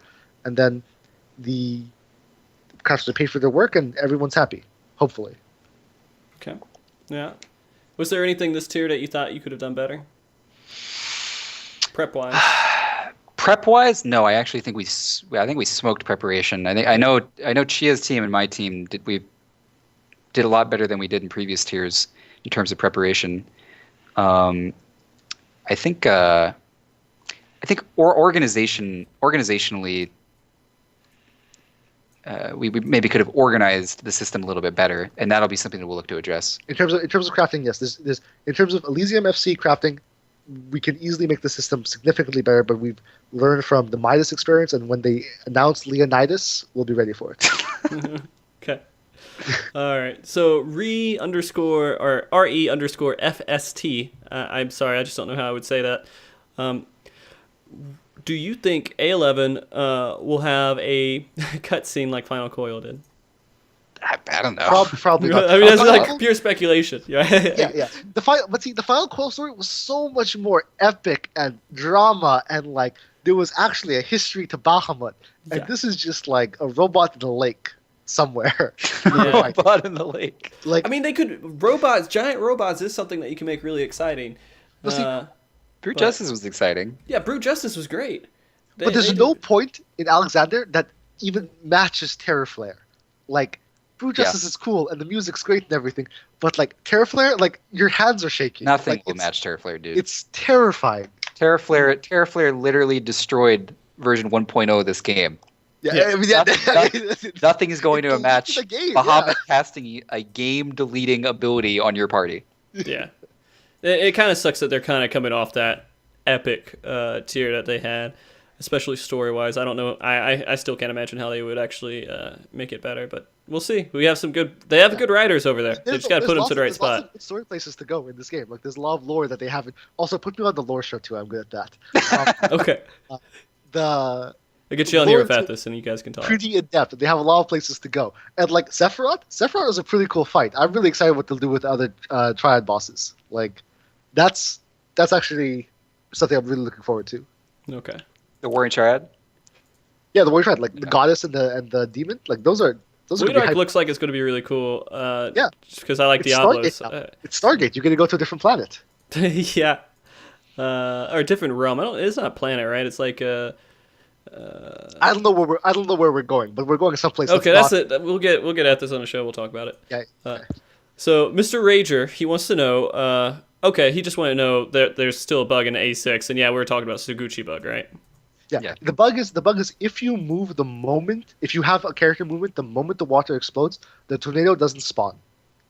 That's the bug. And I think it's worth highlighting that this is not a new bug. This is something that's been there that they still haven't fixed, and I'm sure they have their hands tied, but yeah, I would be remiss if I didn't sit here and acknowledge that this has been there since week 1, and it's still there.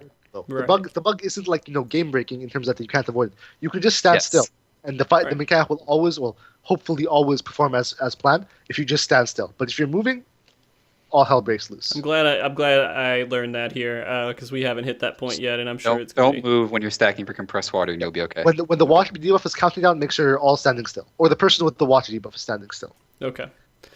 Okay, so now let's get into a little bit more trolley questions here. Alice Fate wants to know what's the story behind I can't even feel my feet in the an A8 idiot. kill.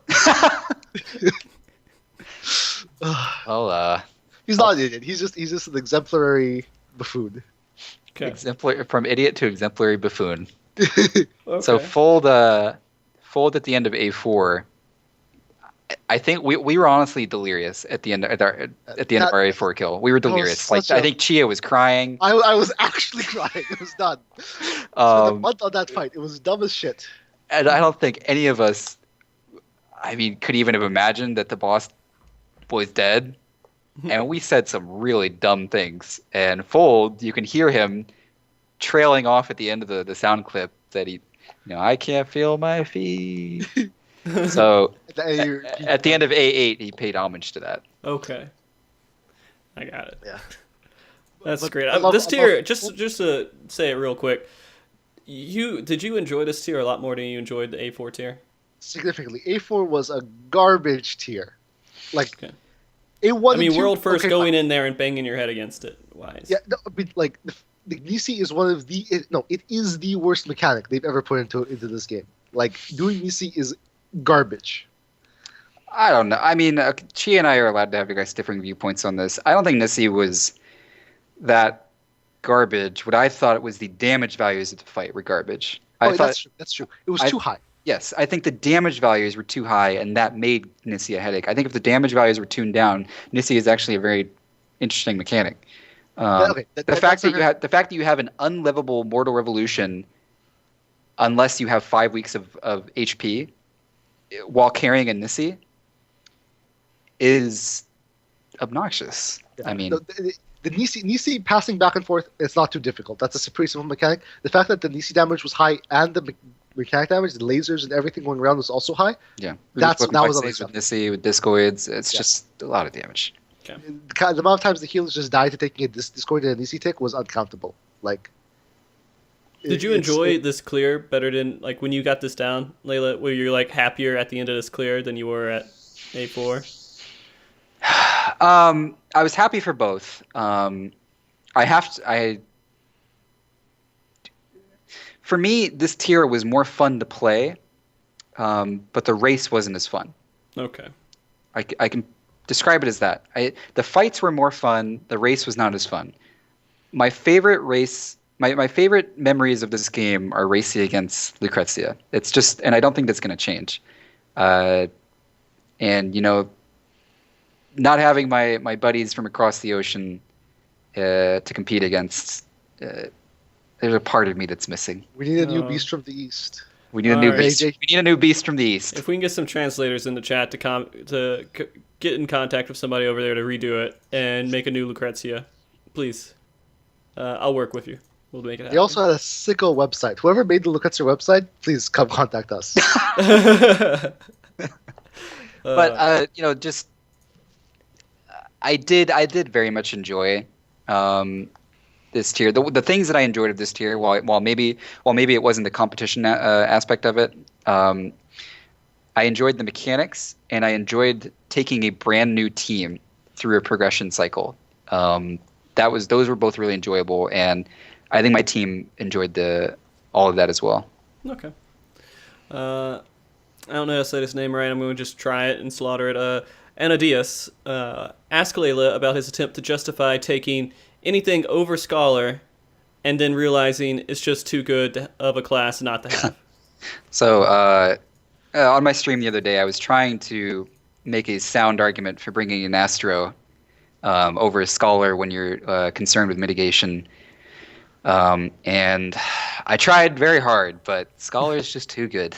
It's just too good. Astro was close, but Scholar just edges. In terms of mitigation, it's just always it's still the king. Yeah. I don't think you want a rating without a Warrior and a Scholar. That's everything else may be up for debate. In terms Warrior of and DPS, Scholar. you can argue against it, but I would not go into progression without a Scholar. That's my personal feeling. Okay. There Well, will we be run many Astro Scholar, so kind of. She switches to White Mage sometimes, but There will be many successful teams that don't run Scholar over the years. However, I personally will always be taking a Scholar. If you're going into progression and you're taking it seriously, every healer should play every role. That's basically the end of it. Or at least between two healers, you can cover every combination of roles. That's the minimum. The question really only concerns what do you zone into an encounter blind with? Because after you zone into an encounter, then your mindset changes. You take whatever's best for the encounter. Mm-hmm. But so the conversation is always before a patch is always what's the best composition to take into this patch blind. And Scholar is probably always going to be Scholar the will first, usually first always rendition of that. Yeah, Okay. first rendition of the team. Okay. Jack Frost question for Layla. Who is a harder boss this raid tier? Folds Internet or Brute Justice? Folds Internet. Not even close. 100-0. Hundreds. Not even convinced Folds Internet is Better or on worse farm than Final Coil? worse than Final Goal. Well, that's incredible. That's Worse than hard to Final beat. I can tell you that okay. I mean, what you just asked, Chyea, is kind of hard to answer because Folds Internet and Final Coil cost us world first. Folds Internet this tier was after the tier was over, so Never let Fold live it down. Always good from the guild. never. Turn 11 will forever always be Fold's fault. I'll never forgive you, Fold. All right. I don't care. I'm just kidding. It's not a big deal. Whatever. Okay. Next. We lost Bahamut anyway. Who cares? It's the full Jim day Link. on Lockmore.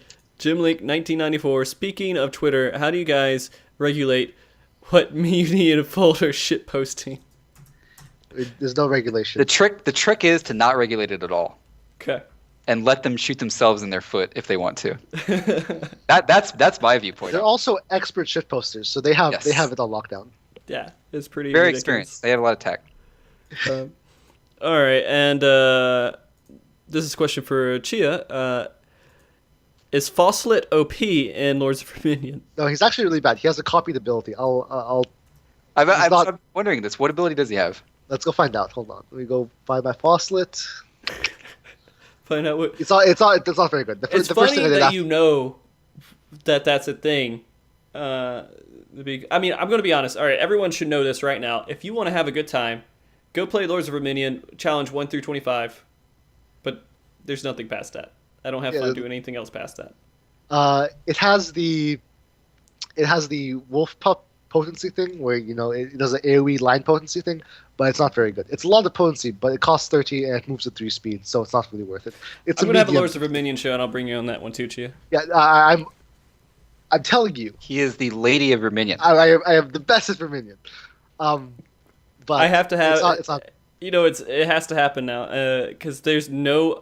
That will be unique to my show. No, just there's do a no other bullshit. show that will risk having a show about Lords of Dominion. No, do not do Lord of Verminion. It could be like Lord of Verminion, Triple Triad, like Choco Racing. I can cover all. Gold of that. Saucer, Chyea can pretty Yeah, much. Gold Saucer. I accept the Jumbo Cactbot. I can't tell you how to win that because I'll never win. You'll have to have Mal on that one. Yeah, maybe. All right, so Toybot has another question. It's a little bit more serious. What do you think? And I think this is. I'm going to let you guys just completely take it. I have my own thoughts on it. What do you think about other regions like EU, SEA, and Australia, and their seemingly lack of competition in those regions? Go ahead. Sorry. You go, Layla, first. Question is, what do I think about other regions and lack of competition? Mm-hmm. I don't necessarily think about it. I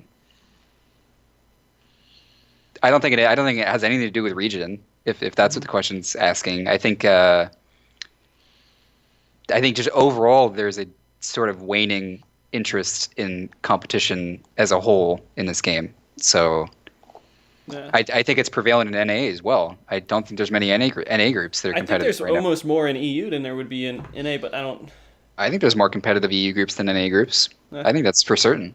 Okay, so I mean, it's not really that low in EU, and I think. And we've kind of already touched on. Yeah. I don't know if the question talked about JP, but I can't remember. But Yeah, it's SEA, which is JP basically, right?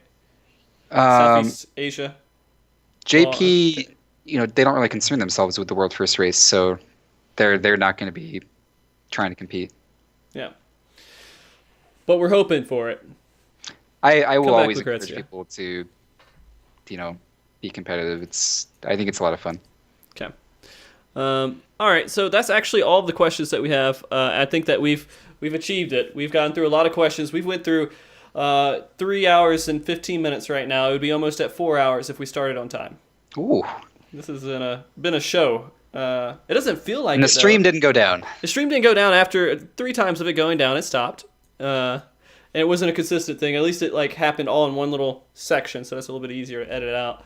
But that's going to be fun for me dealing with videos and everything else later. But maybe by the time we have our next show, I'll have a video up of this one. So we'll see.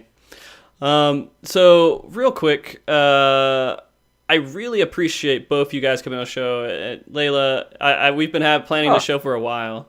It's like I tell you every time I'm on here. It's always a pleasure to come on here. I thank you again for inviting me, and I'm glad that we got to bring Chyea on tonight. I always have fun hanging out with Chyea, so I'm glad that we all get to hang out.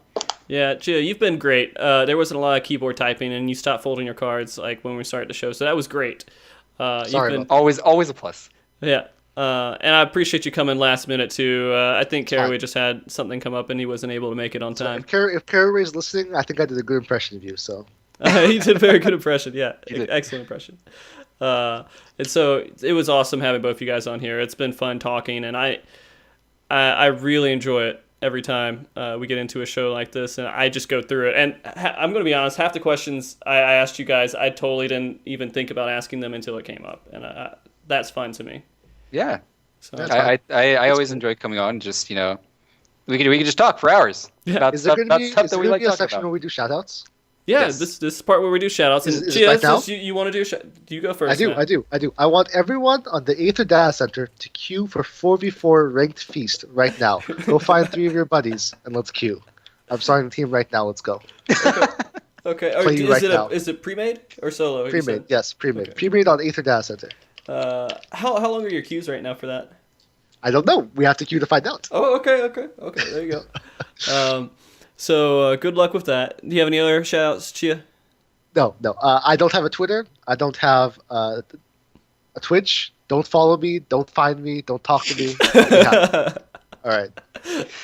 Okay. All right. That's it. That's it for me. Okay. Layla, do you have any shoutouts that you want to do to anybody? Of course. Shout out to our free company, Elysium, and I say it every time, but thank you for supporting us. Thank you for supporting me.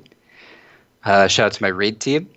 It's been a lot of fun, going through this recent tier together, and also, just hanging out and playing other games and stuff. It's just been a lot of fun. I want to shout out to the raiding community. I hope that we continue to grow in whatever direction we decide to grow in.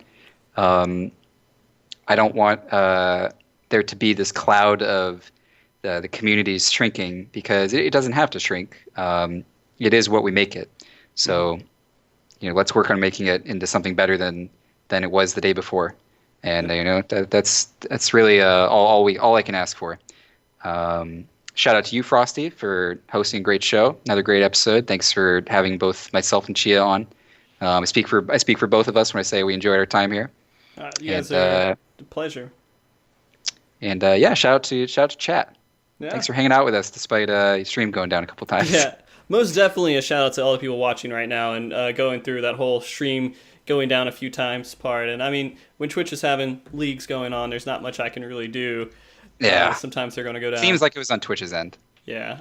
I mean, didn't have anyone attacking us. Don't do it, guys. Don't do it. Anyways, also I want to do a shout out to Kerr. Of course, I always have to shout her out because she collected all these questions for us, moderated Kerr does chat. a great job. Yeah, she does an awesome job and making sure and sticking around, even if she's not interested in a show. Like I'll do a show that she doesn't even care about, but she forces herself to sit there for hours collecting questions and doing all this, and she gets nothing but my complete love. It's the only thing she gets out of that. So thank you very much for that. And also I want to thank Tari, who did the opening song, the battle music cover. Also, Blizana for helping out with the design and layout of the show and the logo that we have for MogTalk. And next week's episode is going to be a little bit unique because I'm going to try to make it a non-rating show if I can, because we've had a lot of rating shows recently. Maybe we'll have our Gold Saucer show, who knows? Yes! I need to add you as a friend here, Chyea, and then we can have a Lords of Dominion talk and get you on next time. I have piles of data on Lord of Dominion that I could share with the world. He's not kidding.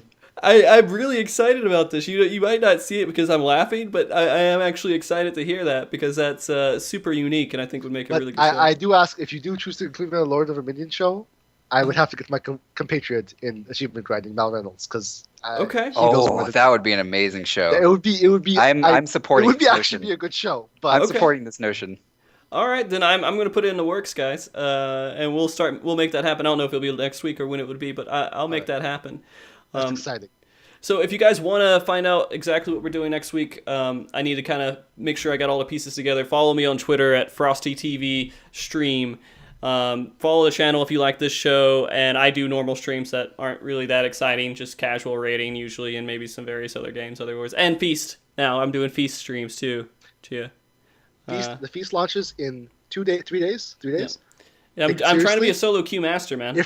I'm trying to figure out how to carry. If esports Final Fantasy 14 becomes a thing, it's going to be at FanFest, right? They have to have a competition. See us at DreamHack, make it a thing. Just play in the Feast. Even if you get crushed, keep playing and keep getting better. So they added rewards to ranked pre-mids? They did. They haven't said what they are yet. Hopefully, but there's rewards for pre-mids. There's rewards for pre-mids and there's rewards for that's incentive to play. I like that. But they might be different. That's what's the worst thing. You gotta be a master of both. We can talk about that. We can talk about that on the Feast show if you ever do that. The Feast show. I already have like 5 shows I'm lining up Chyea for. Listen. Chya's marked the calendar right now. I have every topic in this game covered because I am a severe degenerate. So I can handle it. I got to get you a webcam though. We'll work on that. We'll work on that. Just ruin people's image of me.